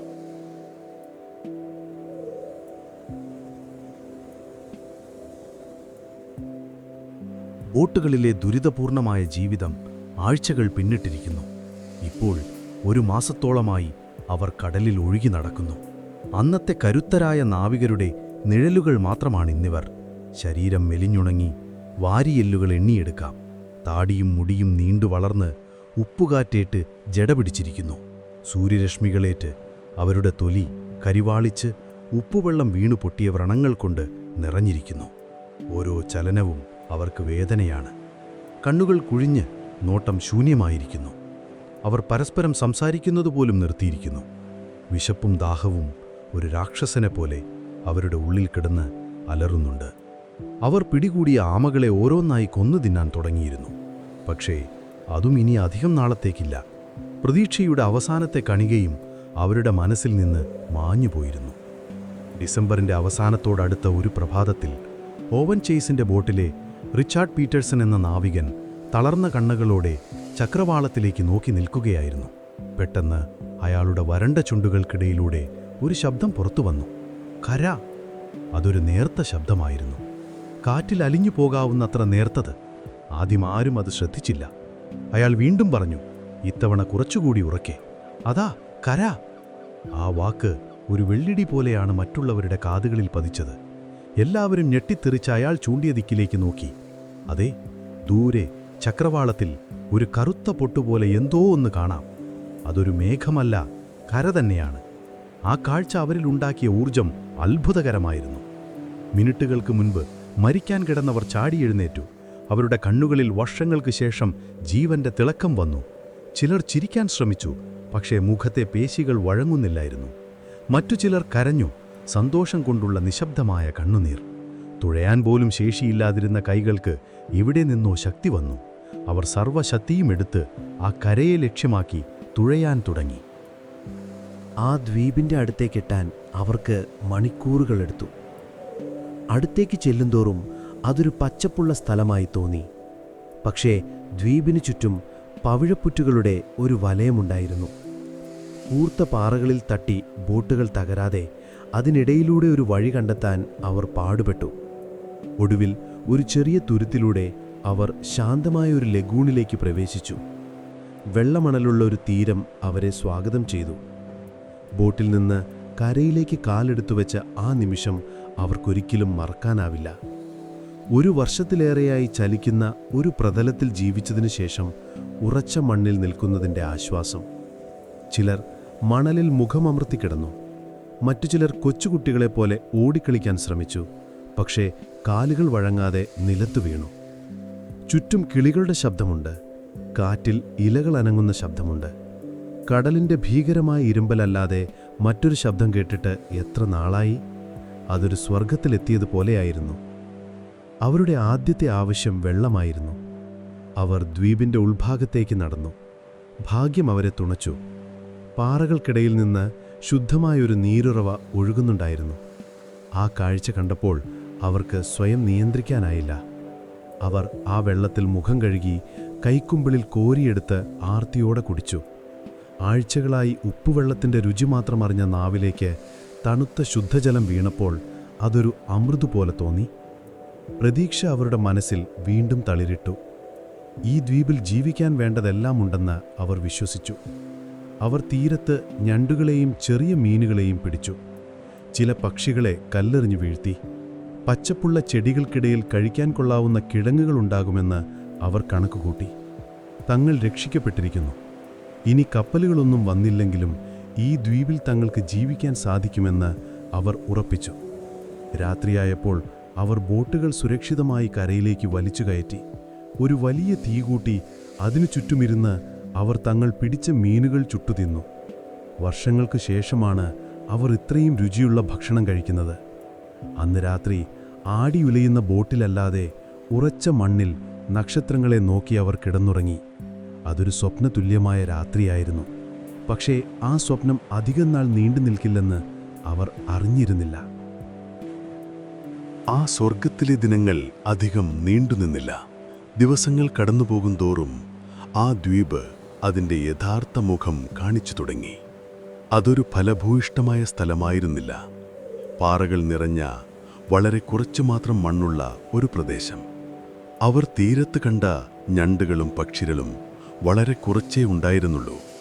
20 വിശന്ന മനുഷ്യർ ഏതാനും ദിവസങ്ങൾ കൊണ്ട് അതിൽ ഭൂരിഭാഗവും തിന്നു തീർത്തു. ബാക്കിയുള്ള പക്ഷികൾ മനുഷ്യരെ പേടിച്ച് ഉൾക്കാടുകളിലേക്ക് ഒളിച്ചു. അവർ ദ്വീപ് മുഴുവൻ അരിച്ചുപെറുക്കി. കഴിക്കാൻ കൊള്ളാവുന്ന ഒരു കിഴങ്ങോ പഴമോ കണ്ടെത്താനായില്ല. ആ ശുദ്ധജല ഉറവ ഒഴിച്ചാൽ ആ ദ്വീപിൽ മനുഷ്യന് ദീർഘകാലം ജീവിക്കാനുള്ള വിഭവങ്ങൾ ഒന്നും തന്നെ ഇല്ലായിരുന്നു. അവരുടെ സന്തോഷം പതിയെ ഭയത്തിന് വഴിമാറി. തങ്ങൾ ഒരു സ്വർഗത്തിലല്ല, മറിച്ച് പച്ചപ്പ് നിറഞ്ഞ ഒരു തടവറയിലാണ് എത്തിയിരിക്കുന്നതെന്ന് അവർ തിരിച്ചറിഞ്ഞു. കടലിൽ പട്ടിണി കിടന്ന് മരിക്കുന്നതും ഈ ദ്വീപിൽ പട്ടിണി കിടന്ന് മരിക്കുന്നതും തമ്മിൽ ഒരു വ്യത്യാസവുമില്ല. ഇവിടെ മരണം കുറച്ചുകൂടി സാവധാനത്തിലായിരിക്കുമെന്ന് മാത്രം. ഈ തിരിച്ചറിവ് അവരെ തളർത്തിക്കളഞ്ഞു. അതിനിടയിലാണ് ആ ഭീകരമായ കണ്ടുപിടുത്തം അവർ നടത്തിയത്. ദ്വീപിൻ്റെ ഉൾഭാഗത്ത് ഒരു ഗുഹയുണ്ടായിരുന്നു. ഭക്ഷണം തേടിപ്പോയ ചില നാവികർ ആ ഗുഹയ്ക്കകത്ത് കയറി നോക്കി. ഉള്ളിലെ ഇരുട്ടുമായി കണ്ണുകൾ പൊരുത്തപ്പെട്ടപ്പോൾ അവർ കണ്ട കാഴ്ച അവരെ മരവിപ്പിച്ചു കളഞ്ഞു. ആ ഗുഹയുടെ ഒരു മൂലയിൽ 8 മനുഷ്യരുടെ അസ്ഥികൂടങ്ങൾ ചിതറിക്കിടക്കുന്നു. വസ്ത്രങ്ങളുടെ ദ്രവിച്ച തുണിക്കഷ്ണങ്ങളും തുരുമ്പിച്ച ഒരു കത്തിയും അരികിലുണ്ട്. ഈ കാഴ്ച ഒരു സത്യം വിളിച്ചു പറയുന്നുണ്ടായിരുന്നു. അവർക്ക് മുൻപും ഇവിടെ കപ്പൽ തകർന്ന് മനുഷ്യരെത്തിയിട്ടുണ്ട്. പക്ഷേ ആരും ഇവിടെ നിന്ന് രക്ഷപ്പെട്ടു പോയിട്ടില്ല. അവരെല്ലാം ഈ ദ്വീപിൽ കിടന്ന് പട്ടിണി മൂലം മരിച്ചുപോയവരാണ്. ആ അസ്ഥികൂടങ്ങൾ അവരുടെ ഭാവിയുടെ നേർക്കാഴ്ചയായിരുന്നു. ഇവിടെ തുടർന്നാൽ തങ്ങൾക്കും ഇതേ ഗതി വരുമെന്ന് അവർക്കുറപ്പായി. ചരിത്രകാരന്മാർക്കിടയിൽ ആ അസ്ഥികൂടങ്ങൾ ആരുടേതായിരുന്നു എന്നതിനെക്കുറിച്ച് പല ഊഹാപോഹങ്ങളുമുണ്ട്. ഒരുപക്ഷേ മുൻപ് കാണാതായ ഏതെങ്കിലും കപ്പലിലെ നാവികരുടേതാവാം, അല്ലെങ്കിൽ ദ്വീപിലെ പഴയകാല നിവാസികളുടേതാവാം. കാരണം എന്തുതന്നെയായാലും എസെക്സിലെ നാവികർക്ക് അതൊരു മുന്നറിയിപ്പായിരുന്നു. അങ്ങനെ വീണ്ടും ഒരു ചർച്ച നടന്നു. ഇനിയും ഇവിടെ ഒരു ദിവസം പോലും ചിലവഴിക്കുന്നത് വിഡ്ഢിത്തമാണ്. തിരികെ കടലിലേക്ക് പോകുകയല്ലാതെ വേറെ വഴികളില്ല. പക്ഷേ വീണ്ടും ആ നരകത്തിലേക്ക് മടങ്ങിപ്പോകാൻ എല്ലാവർക്കും ധൈര്യമുണ്ടായിരുന്നില്ല. 3 പേർ, Thomas chapel, സെയ്ത്ത് weeks, William right എന്നിവർ ദ്വീപിൽ തന്നെ നിൽക്കാൻ തീരുമാനിച്ചു. കടലിലെ ഭീകരത ഒരിക്കൽ കൂടി അനുഭവിക്കുന്നതിലും ഭേദം ഈ ദ്വീപിൽ തങ്ങളുടെ ഭാഗ്യം പരീക്ഷിക്കുന്നതാണെന്ന് അവർ കരുതി. അതൊരു ഹൃദയഭേദകമായ തീരുമാനമായിരുന്നു. ഒരുപക്ഷേ അവർ പിന്നീട് രക്ഷപ്പെട്ടേക്കാം, അല്ലെങ്കിൽ ആ ഗുഹയിലെ അസ്ഥികൂടങ്ങളുടെ കൂട്ടത്തിലേക്ക് അവരും ചേർന്നേക്കാം. അങ്ങനെ ഒരാഴ്ചയോളം നീണ്ട ദ്വീപിലെ താമസത്തിന് ശേഷം 1820 ഡിസംബർ 27 അവർ വീണ്ടും തങ്ങളുടെ ബോട്ടുകളിലേക്ക് മടങ്ങി. പോകുന്നവർക്കും നിൽക്കുന്നവർക്കും അതൊരു വേർപാടിൻ്റെ നിമിഷമായിരുന്നു. അവർ തങ്ങളുടെ കയ്യിലുണ്ടായിരുന്ന തുച്ഛമായ സാധനങ്ങൾ പങ്കുവച്ചു. ബോട്ടുകൾ പതിയെ തീരത്തുനിന്നകന്നു. കരയിൽ നിൽക്കുന്ന ആ 3 മനുഷ്യരുടെ രൂപങ്ങൾ ചെറുതായി വരുന്നത് ബോട്ടിലിരുന്നവർ നിറകണ്ണുകളോടെ നോക്കി നിന്നു. അവർ വീണ്ടും പസഫിക്കിൻ്റെ അനന്തമായ ശൂന്യതയിലേക്ക് പ്രവേശിച്ചു. പക്ഷേ ഇത്തവണ ഒരു വ്യത്യാസമുണ്ട്. മുൻപ് അവരുടെ മനസ്സിൽ ഒരു ലക്ഷ്യമുണ്ടായിരുന്നു, കര കണ്ടെത്തുക എന്ന ലക്ഷ്യം. ഇപ്പോൾ ആ ലക്ഷ്യം ഒരു ചതിയായിരുന്നുവെന്ന് അവർക്കറിയാം. അവരുടെ കയ്യിലുള്ള ഭക്ഷണവും വെള്ളവും ഒരാഴ്ച മുൻപുണ്ടായിരുന്നതിനേക്കാൾ കുറവാണ്. അവരുടെ ശരീരങ്ങൾ കൂടുതൽ ക്ഷീണിച്ചിരിക്കുന്നു. മുന്നോട്ടു പോകുന്തോറും പ്രതീക്ഷയുടെ വാതിലുകൾ ഒന്നൊന്നായി അടയുകയായിരുന്നു. ഹെൻഡേഴ്സൺ ദ്വീപ് അവരതിന് പേരിട്ടു. അതൊരു രക്ഷാകേന്ദ്രമായിരുന്നില്ല. അതവരുടെ ദുരന്ത നാടകത്തിലെ മറ്റൊരധ്യായം മാത്രമായിരുന്നു.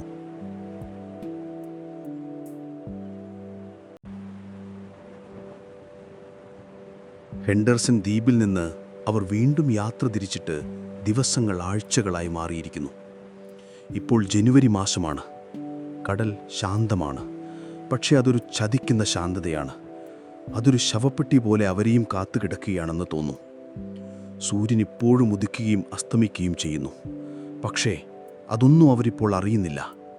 അവരുടെ ലോകം ഈ ചെറിയ ബോട്ടുകളിലേക്ക് ചുരുങ്ങിയിരിക്കുന്നു. തുഴയാൻ പോലും ഇപ്പോൾ ആരും ശ്രമിക്കുന്നില്ല. കീറിപ്പറഞ്ഞ ചെറിയ പായ്മരത്തിൽ കാറ്റുപിടിക്കുമ്പോൾ ബോട്ട് നീങ്ങുന്നെങ്കിൽ നീങ്ങട്ടെ, അത്രമാത്രം.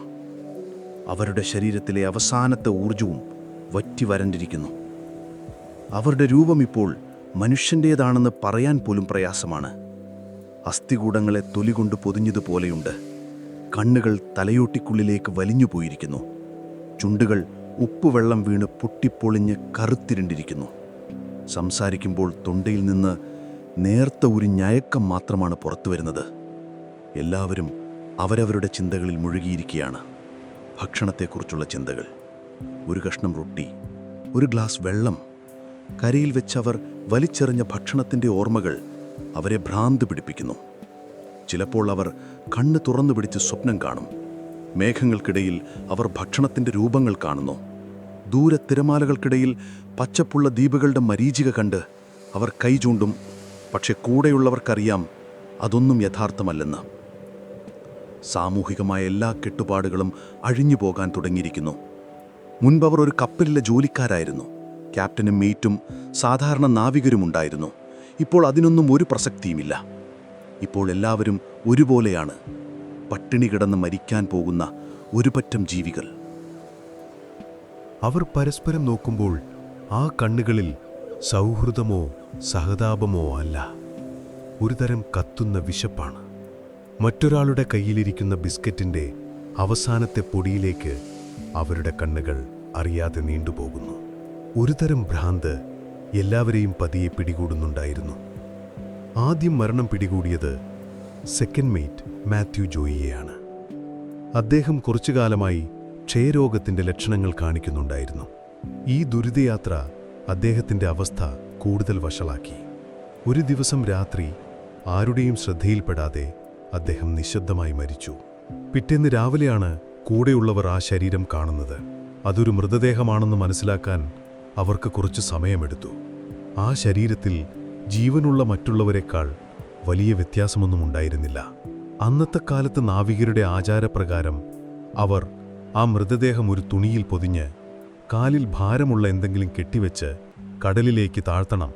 പക്ഷേ ഭാരത്തിനു വേണ്ടി കെട്ടിവയ്ക്കാൻ അവരുടെ കയ്യിൽ ഒരു കല്ലുപോലുമില്ല. അവർ ആ മൃതദേഹം ബോട്ടിൽ നിന്ന് താഴേക്ക് വെറുതെ തള്ളിയിട്ടു. ഒരു നിമിഷം മലർന്നു കിടന്നു. പിന്നെ പതിയെ താഴ്ന്നുപോയി. ആരും പ്രാർത്ഥിച്ചില്ല, ആരും ഒന്നും സംസാരിച്ചില്ല. അതൊരു സാധാരണ സംഭവം പോലെ അവർ നോക്കി നിന്നു.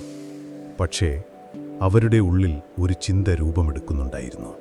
മാത്യു ജോയിയുടെ മെലിഞ്ഞുണ്ടങ്ങിയ ശരീരത്തിലേക്ക് നോക്കിയപ്പോൾ അവരുടെ മനസ്സിൽ വന്ന ആ ചിന്ത, അത് മനുഷ്യത്വത്തിൻ്റെ അവസാനത്തെ അതിർവരമ്പായിരുന്നു. ആ ചിന്തയെ അവരപ്പോൾ പുറത്തു പറഞ്ഞില്ല. പക്ഷേ അത് ബോട്ടിലെ വായുവിൽ ഒരു വിഷം പോലെ തങ്ങി നിന്നു. ദിവസങ്ങൾ പിന്നെയും കടന്നുപോയി. കയ്യിലുണ്ടായിരുന്ന അവസാനത്തെ ആമയെയും അവർ കൊന്നു തിന്നു. ഇനിയൊരു ബിസ്ക്കറ്റിൻ്റെ പൊടി പോലും ബാക്കിയില്ല. ശുദ്ധജലം തീർന്നിട്ട് ദിവസങ്ങളായി. ദാഹം സഹിക്കവയ്യാതെ ചിലർ കടൽവെള്ളം കുടിക്കാൻ തുടങ്ങി. അത് അവരുടെ ദാഹം കൂട്ടുകയുള്ളൂ എന്ന് മറ്റുള്ളവർക്കറിയാമായിരുന്നു. പക്ഷെ അവരെ തടയാൻ ആരും മെനക്കെട്ടില്ല. കാരണം തടഞ്ഞിട്ടും കാര്യമില്ലെന്ന് അവർക്കറിയാം. ഓരോരുത്തരായി മരണത്തിലേക്ക് അടുത്തുകൊണ്ടിരിക്കുകയാണ്. അടുത്ത മരണം ഓവൻ ചേസിൻ്റെ ബോട്ടിലായിരുന്നു. റിച്ചാർഡ് പീറ്റേഴ്സൺ, കര ആദ്യമായി കണ്ട ആ മനുഷ്യൻ, ഭ്രാന്തിൻ്റെ വക്കിലെത്തിയിരുന്നു. അയാൾ എന്തൊക്കെയോ പുലമ്പാൻ തുടങ്ങി. ഒടുവിൽ ഒരു രാത്രി അയാൾ മരണത്തിന് കീഴടങ്ങി. ഇത്തവണ ആരും ഒന്നും ചെയ്തില്ല. ആ മൃതദേഹം ബോട്ടിൽ തന്നെ കിടന്നു. സൂര്യൻ്റെ ചൂടേറ്റ് അത് ചീർക്കാൻ തുടങ്ങി. രാത്രിയിലെ തണുപ്പിൽ അത് മരടിച്ചു. കൂടെയുള്ളവർ ആ ശരീരത്തിലേക്ക് ഇടയ്ക്കിടെ നോക്കുന്നുണ്ടായിരുന്നു. അവരുടെ കണ്ണുകളിൽ വിശപ്പും ഭയവും ഒരുപോലെ നിഴലിച്ചു. അങ്ങനെയിരിക്കെയാണ് ആ അനിവാര്യമായ തീരുമാനം അവർ കൈക്കൊണ്ടത്. ആരാണ് അത് ആദ്യം പറഞ്ഞതെന്ന് വ്യക്തമല്ല. ഒരുപക്ഷെ ആരും പറഞ്ഞിട്ടുണ്ടാവില്ല. അതൊരു നോട്ടത്തിലൂടെയോ ഒരു മൂളലൂടെയോ ആയിരിക്കാം അവർ പരസ്പരം മനസ്സിലാക്കിയത്.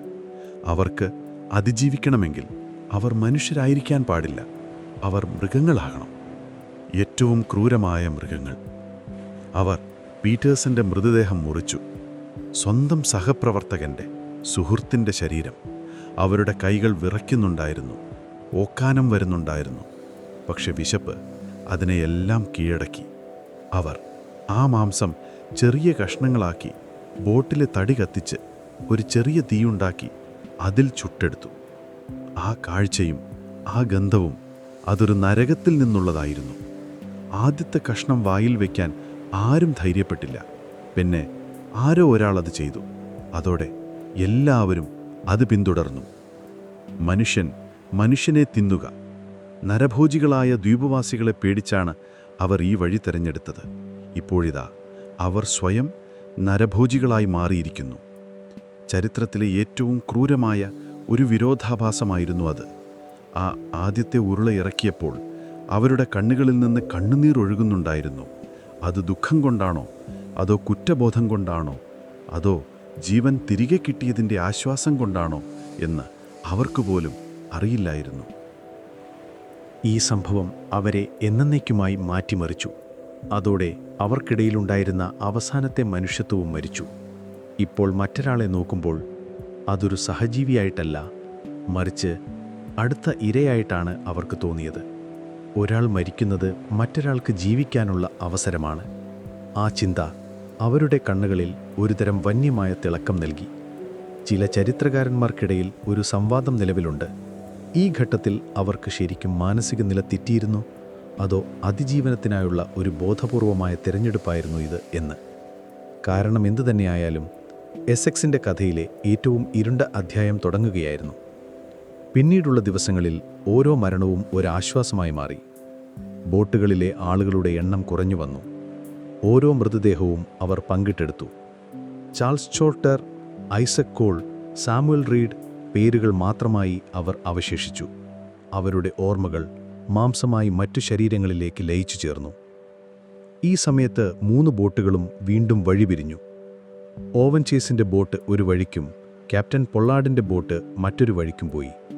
3ാമത്തെ ബോട്ട് പിന്നീട് ആരും കണ്ടിട്ടില്ല. അവർ കടലിൽ എവിടെയോ അപ്രത്യക്ഷരായി. ഇപ്പോൾ 2 ബോട്ടുകൾ, 2 ചെറിയ ലോകങ്ങൾ, അവരുടെ സ്വന്തം ഭീകരമായ നിയമങ്ങളുമായി പസഫിക്കിൽ ഒഴുകി നടക്കുകയാണ്. ഇനി മരിക്കാൻ ആളുകളില്ലാതാവുമ്പോൾ എന്തു ചെയ്യും എന്ന ചോദ്യം മാത്രം അവരുടെ മുന്നിൽ ഒരു ഭീകര സത്വത്തെപ്പോലെ പതുങ്ങിയിരുന്നു. നമ്മുടെ ശ്രദ്ധ ഇപ്പോൾ ഓവൻ ചേസിൻ്റെ ബോട്ടിൽ നിന്ന് ക്യാപ്റ്റൻ ജോർജ് പൊള്ളാർഡിൻ്റെ ബോട്ടിലേക്ക് മാറുകയാണ്. ചേസിൻ്റെ ബോട്ടിലെ പോലെ തന്നെ ഇവിടെയും മരണത്തിൻ്റെ തണുത്ത നിഴൽ വീണുകഴിഞ്ഞു. പക്ഷേ ഇവിടെ കാര്യങ്ങൾ കുറച്ചുകൂടി സങ്കീർണവും ഭീകരവുമാണ്. ഈ ബോട്ടിലിപ്പോൾ 4 പേർ മാത്രമാണ് അവശേഷിക്കുന്നത്. ക്യാപ്റ്റൻ പൊള്ളാർഡ്, ചാൾസ് റാംസ്ഡെൽ എന്ന കൗമാരക്കാരൻ, ബാർസിലായി റേ എന്ന മറ്റൊരു ചെറുപ്പക്കാരൻ, പിന്നെ ഓവൻ കോഫിൻ. ഈ ഓവൻ കോഫിൻ ക്യാപ്റ്റൻ പൊള്ളാർഡിൻ്റെ കസിനാണ്. വെറും 18 വയസ്സു മാത്രം പ്രായം. നാൻഡക്കറ്റിൽ നിന്ന് പുറപ്പെടുമ്പോൾ കോഫിൻ്റെ അമ്മ പൊള്ളാർഡിനോടൊരു വാക്ക് വാങ്ങിയിരുന്നു, തൻ്റെ മകനെ എന്തു വില കൊടുത്തും സംരക്ഷിക്കുമെന്ന്. ആ വാക്കിപ്പോൾ ഒരു ഇരുമ്പ് ചങ്ങല പോലെ പൊള്ളാർഡിൻ്റെ കഴുത്തിൽ കിടന്ന് മുറുകുകയാണ്. ദിവസങ്ങളായി അവർ ഒന്നും കഴിച്ചിട്ടില്ല. അവസാനത്തെ മൃതദേഹത്തിൻ്റെ മാംസവും തീർന്നിരിക്കുന്നു. അതിനുശേഷം ദിവസങ്ങൾ കടന്നുപോയി. പക്ഷേ ആരും മരിക്കുന്നില്ല. എല്ലാവരുടെയും ശരീരങ്ങൾ ഒരുപോലെ ക്ഷീണിച്ചിരിക്കുന്നു. ആരാണ് അടുത്തത് മരിക്കുക എന്ന് പ്രവചിക്കാൻ സാധ്യമല്ല. ഒരുപക്ഷെ എല്ലാവരും ഒരുമിച്ചു മരിച്ചേക്കാം. അവർ ബോട്ടിൽ അനങ്ങാൻ പോലും ശേഷിയില്ലാതെ മലർന്നു കിടക്കുകയാണ്. സൂര്യൻ ഉദിക്കുന്നതും അസ്തമിക്കുന്നതും അവർ അറിയുന്നുണ്ട്. പക്ഷെ സമയത്തിന് അവരുടെ ലോകത്ത് ഒരു വിലയുമില്ലാതായിരിക്കുന്നു. ഓരോ നിമിഷവും വേദനയാണ്. ഓരോ ശ്വാസവും ഒരു ഭാരമാണ്. അവരുടെ സംഭാഷണങ്ങൾ എന്നോ നിലച്ചുപോയിരുന്നു. ഇപ്പോൾ അവരുടെ കണ്ണുകളാണ് സംസാരിക്കുന്നത്. വിശപ്പ് സഹിക്കുവയ്യാതെ വരുമ്പോൾ അവർ പരസ്പരം നോക്കും. ആ നോട്ടത്തിലൊരു ചോദ്യമുണ്ട്, ഇനി എന്തു ചെയ്യും? ആ നോട്ടം ഒരു സുഹൃത്തിൻ്റെയോ സഹപ്രവർത്തകൻ്റെയോ അല്ല, മറിച്ച് ഒരു കശാപ്പുകാരൻ തൻ്റെ മുന്നിൽ കിടക്കുന്ന മൃഗങ്ങളെ നോക്കുന്നത് പോലെയാണ്. ആരുടെ ശരീരത്തിലാണ് ഇത്തിരിയെങ്കിലും മാംസം ബാക്കിയുള്ളത്? ആരാണ് ഏറ്റവും ക്ഷീണിച്ചിരിക്കുന്നത്? ഈ ചിന്തകൾ അവരുടെ തലച്ചോറിനെ കാർന്നു തിന്നുന്നു. മനുഷ്യൻ എന്ന പദവിയിൽ നിന്ന് അവർ എന്നോ താഴെ പോയിരുന്നു. ഇപ്പോൾ അതിജീവനം എന്ന ഒറ്റ ചിന്ത മാത്രമേയുള്ളൂ. ഒടുവിൽ ആ നിശബ്ദത ഭേദിച്ചത് ചാൾസ് റാംസ്ഡെല്ലാണ്. ഒരു ദിവസം രാവിലെ സൂര്യൻ ഉദിച്ചു പൊങ്ങുന്നതേയുള്ളൂ. റാംസ്ഡെൽ എഴുന്നേറ്റിരുന്ന് വരണ്ടുണങ്ങിയ ശബ്ദത്തിൽ ആ ആശയം മുന്നോട്ട് വച്ചു. നമ്മളിൽ ഒരാൾ മറ്റുള്ളവർക്ക് വേണ്ടി മരിക്കണം, അല്ലെങ്കിൽ നമ്മളെല്ലാവരും മരിക്കും. ആ വാക്കുകൾ ബോട്ടിലെ നിശ്ചലമായ വായുവിൽ തങ്ങി നിന്നു. ആരും ഞെട്ടിയില്ല, കാരണം ഈ ചിന്ത അവരുടെ എല്ലാം മനസ്സിലുണ്ടായിരുന്നു. പക്ഷെ ആരും അത് പുറത്തു പറയാൻ ധൈര്യപ്പെട്ടില്ല.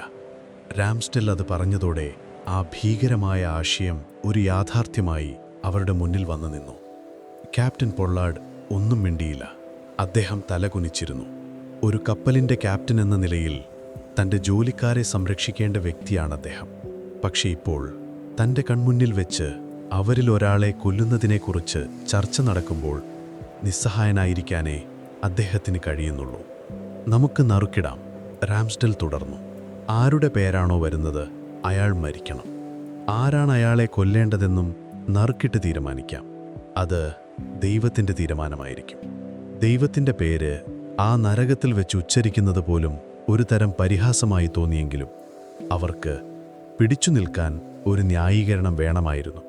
തങ്ങൾ കൊലപാതകികളല്ല, മറിച്ചു വിധിയുടെ ഉപകരണങ്ങൾ മാത്രമാണെന്ന് സ്വയം വിശ്വസിപ്പിക്കാൻ ഒരു മാർഗം. ഓവൻ കോഫിനും ബാർസിലായി റേയും ആ ആശയത്തോട് മൗനമായി യോജിച്ചു. അവർക്ക് മറ്റു വഴികളില്ലായിരുന്നു. എതിർത്താൽ ഒരുപക്ഷെ മറ്റുള്ളവർ ചേർന്ന് തങ്ങളെ കൊന്നേക്കാം. ഈ ചെറിയ ബോട്ടിൽ ഭൂരിപക്ഷത്തിൻ്റെ തീരുമാനം തന്നെയാണ് നിയമം. ചരിത്രരേഖകളിൽ ഇന്നും ഉത്തരം കിട്ടാത്ത ഒരു ചോദ്യമുണ്ട്. ഈ ഭീകരമായ ആശയം മുന്നോട്ട് വെച്ച് റാംസ്ഡെൽ എന്ന കൗമാരക്കാരൻ്റെ മാനസികാവസ്ഥ എന്തായിരുന്നുവെന്ന്. അതൊരു ഭ്രാന്തിൻ്റെ പുറത്തു പറഞ്ഞതാണോ, അതോ അതിജീവനത്തിനുള്ള ക്രൂരമായ ഒരു പ്രായോഗിക ബുദ്ധിയായിരുന്നു? എന്തായാലും ആ തീരുമാനം അവിടെ ഏകകണ്ഠമായി പാസാക്കപ്പെട്ടു. ക്യാപ്റ്റൻ പൊള്ളാർഡ് മനസ്സില്ലാ മനസ്സോടെ അതിന് സമ്മതിച്ചു. തൻ്റെ കസിനായ കോഫിൻ്റെ ജീവൻ അപകടത്തിലാണെന്നൊരു പക്ഷേ അദ്ദേഹം ഓർത്തിരിക്കാം. പക്ഷേ സ്വന്തം ജീവനും അപകടത്തിലാണ്. ആ സ്വാർത്ഥതയ്ക്ക് മുന്നിൽ എല്ലാ ബന്ധങ്ങളും അപ്രസക്തമായി. അവർ നറുക്കെടുപ്പിന് തയ്യാറായി. ഒരു പഴയ തുണിയുടെ കഷ്ണം 4 കീറി അതിൽ 3 സാധാരണ കഷ്ണങ്ങളും ഒരെണ്ണത്തിൽ ഒരു കറുത്ത അടയാളവും വെച്ചു. ആരാണോ ആ കറുത്ത അടയാളമുള്ള തുണിയെടുക്കുന്നത് അയാൾ മരിക്കണം. ഒരു പഴയ തൊപ്പിക്കുള്ളിൽ ആ തുണി കഷ്ണങ്ങളിട്ട് അവർ കുലുക്കി. ആ തൊപ്പി പിടിച്ചത് ക്യാപ്റ്റൻ പൊള്ളാർഡാണ്. ഓരോരുത്തരായി അതിൽ നിന്ന് തങ്ങളുടെ വിധി തിരഞ്ഞെടുക്കണം. ആദ്യം നറുക്കെടുത്തത് ബാർസിലായി റേ ആണ്. അവൻ്റെ കൈകൾ വിറയ്ക്കുന്നുണ്ടായിരുന്നു. അവൻ കണ്ണടച്ചൊരു തുണിക്കഷ്ണം പുറത്തെടുത്തു. അതിൽ അടയാളമൊന്നുമില്ല. അവൻ ദീർഘമായി ശ്വാസം വിട്ടു. അടുത്തത് ചാൾസ് റാംസ്ഡെൽ. അവൻ്റെ ഊഴമായിരുന്നു ആ ആശയം മുന്നോട്ട് വെച്ചത്. പക്ഷേ ഇപ്പോഴവൻ്റെ മുഖത്തും ഭയമുണ്ട്. അവനും രക്ഷപ്പെട്ടു. ഇനി 2 പേർ മാത്രം, ക്യാപ്റ്റൻ പൊള്ളാർഡും അദ്ദേഹത്തിൻ്റെ കസിൻ ഓവൻ കോഫിനും. തൊപ്പിയിൽ 2 തുണിക്കഷ്ണങ്ങൾ ബാക്കിയുണ്ട്. അതിലൊന്ന് മരണമാണ്. ക്യാപ്റ്റൻ പൊള്ളാർഡ് കോഫിനോടെടുക്കാൻ പറഞ്ഞു. കോഫിൻ ഒരു നിമിഷം മടിച്ചു. അവൻ്റെ 18 വയസ്സുള്ള മുഖത്ത് ഭയം നിഴലിച്ചു. അവൻ പൊള്ളാർഡിനെ നോക്കി, പിന്നെ തൊപ്പിക്കുള്ളിലേക്ക് കൈയിട്ടു. അവൻ ആ തുണിക്കഷ്ണം പുറത്തെടുത്തു. എന്നിട്ടത് തുറന്നു നോക്കി. അതിൽ കറുത്ത അടയാളമുണ്ടായിരുന്നു. ഒരു നിമിഷം ബോട്ടിൽ പൂർണ്ണ നിശബ്ദതയായിരുന്നു. ആരും ഒന്നും സംസാരിച്ചില്ല. ഓവൻ കോഫിൻ ആ തുണിക്കഷ്ണത്തിലേക്ക് തന്നെ നോക്കിയിരുന്നു. അവൻ്റെ വിധി ഒരു ചെറിയ തുണിക്കഷ്ണത്തിൽ രേഖപ്പെടുത്തിയിരിക്കുന്നു. അവൻ കരഞ്ഞില്ല, ബഹളം വെച്ചില്ല. അവൻ അത് ശാന്തമായി അംഗീകരിച്ചു. അങ്ങനെ ആവട്ടെ, അവൻ പറഞ്ഞു. അതാണ് എൻ്റെ വിധി. എല്ലാവർക്കും വേണ്ടിയാണല്ലോ. ക്യാപ്റ്റൻ പൊള്ളാർഡ് തകർന്നുപോയി. തൻ്റെ കൺമുന്നിൽ വെച്ച് താൻ സംരക്ഷിക്കാമെന്ന് വാക്കുകൊടുത്ത സ്വന്തം അനിയൻ മരിക്കാൻ പോകുന്നു. ഇല്ല കോഫിൻ, ഇത് ശരിയല്ല. അദ്ദേഹം നിലവിളിച്ചു. ഞാനാണ് ക്യാപ്റ്റൻ, ഞാൻ മരിക്കാം. അല്ലെങ്കിൽ നമുക്ക് വീണ്ടും നറുക്കിടാം. അദ്ദേഹം ആ നറുക്കെടുപ്പിനെ അസാധുവാക്കാൻ ശ്രമിച്ചു. പക്ഷേ കോഫിൻ സമ്മതിച്ചില്ല. വേണ്ട, അവൻ പറഞ്ഞു. ഇതൊരു ന്യായമായ കളിയാണ്. ഞാനതിൽ തോറ്റു. അവൻ തൻ്റെ വിധി ഒരു യഥാർത്ഥ നാവികനെപ്പോലെ ധീരമായി നേരിടാൻ തയ്യാറായിരുന്നു. ഇനി അടുത്ത നറുക്കെടുപ്പ്. ആരാണ് കോഫിനെ കൊല്ലേണ്ടതെന്ന് തീരുമാനിക്കാൻ. വീണ്ടും നറുക്കിട്ടു. ആ ദൗത്യം വന്നു ചേർന്നത് കോഫിൻ്റെ ഉറ്റ സുഹൃത്തായ ചാൾസ് റാംസ്ഡെല്ലിനാണ്. അതേ റാംസ്ഡെൽ, ഈ ആശയം മുന്നോട്ട് വെച്ചവൻ. അവൻ്റെ കണ്ണുകൾ നിറഞ്ഞു. അവൻ കോഫിനോട് മാപ്പു ചോദിച്ചു. പക്ഷേ നിയമം നിയമമാണ്. ആ നിമിഷം എസെക്സ് ദുരന്തത്തിലെ ഏറ്റവും ഹൃദയഭേദകമായ രംഗങ്ങളിലൊന്നാണ്. ഓവൻ കോഫിൻ ബോട്ടിൻ്റെ ഒരു മൂലയിൽ തല ചായ്ച്ചു കിടന്നു. അവൻ കണ്ണുകൾ അടച്ചു. ചാൾസ് റാംസ്ഡെൽ കയ്യിലൊരു തോക്കുമായി അവൻ്റെ അരികിൽ നിന്നു. കപ്പലിൽ നിന്ന് കിട്ടിയ പഴയൊരു തോക്കായിരുന്നു അത്. അതിൽ വെടിയുണ്ടോ എന്ന് പോലും ഉറപ്പില്ലായിരുന്നു. റാംസ്ഡെൽ വിറയ്ക്കുന്ന കൈകളോടെ തോക്ക് കോഫിൻ്റെ തലയ്ക്ക് നേരെ ചൂണ്ടി. ക്യാപ്റ്റൻ പൊള്ളാർഡ് മുഖം തിരിച്ചിരുന്നു. അദ്ദേഹത്തിന് അത് നോക്കി നിൽക്കാൻ ശക്തിയില്ലായിരുന്നു. ഒരു വെടിയൊച്ച ആ ശാന്തമായ കടലിൽ മുഴങ്ങി. ഒരു നിമിഷത്തേക്കെല്ലാം നിശ്ചലമായി. പിന്നെ ഒരു മനുഷ്യന്റെ അവസാനത്തെ ശ്വാസത്തിന്റെ നേർത്ത ശബ്ദം. അതും നിലച്ചു. Oven coffin മരിച്ചിരിക്കുന്നു. നാൻടെക്കറ്റിലെ ഒരു അമ്മയുടെ പ്രതീക്ഷയും പ്രാർത്ഥനയും ആ വെടിയുണ്ടയിൽ ചിതറിത്തെറിച്ചു. അതിനുശേഷം നടന്നത് മനുഷ്യന്റെ ഭാവനയ്ക്ക് അതീതമായ കാര്യങ്ങളാണ്. അവർ കോഫിന്റെ ശരീരം പങ്കിട്ടെടുത്തു. ക്യാപ്റ്റൻ പൊള്ളാഡ് ആ മാംസം കഴിച്ചോ എന്ന കാര്യത്തിൽ ചരിത്രകാരന്മാർക്കിടയിൽ ഇപ്പോഴും സംശയങ്ങളുണ്ട്. തന്റെ ഓർമ്മക്കുറിപ്പുകളിൽ അദ്ദേഹം ആ ഭാഗം ഒഴിവാക്കിയിട്ടുണ്ട്. പക്ഷേ അതിജീവിക്കാൻ വേണ്ടി ഒരുപക്ഷേ അദ്ദേഹവും അത് ചെയ്തിട്ടുണ്ടാവാം. സ്വന്തം അനിയന്റെ മാംസം തിന്നുന്നതിനേക്കാൾ വലിയൊരു നരകം ഭൂമിയിലുണ്ടാവില്ല. ആ സംഭവം ക്യാപ്റ്റൻ പൊള്ളാഡിനെ ജീവിതകാലം മുഴുവൻ വേട്ടയാടി. വർഷങ്ങൾക്ക് ശേഷവും അദ്ദേഹം എല്ലാ വർഷവും ആ ദിവസം ഉപവാസം എടുക്കുമായിരുന്നു, തന്റെ പ്രിയപ്പെട്ട കോഫിന്റെ ഓർമ്മയ്ക്കായി. അതോടെ ആ ബോട്ടിലെ മനുഷ്യർ മനുഷ്യരല്ലാതായി. അവർ വെറും വിശക്കുന്ന വയറുകൾ മാത്രമായി മാറി.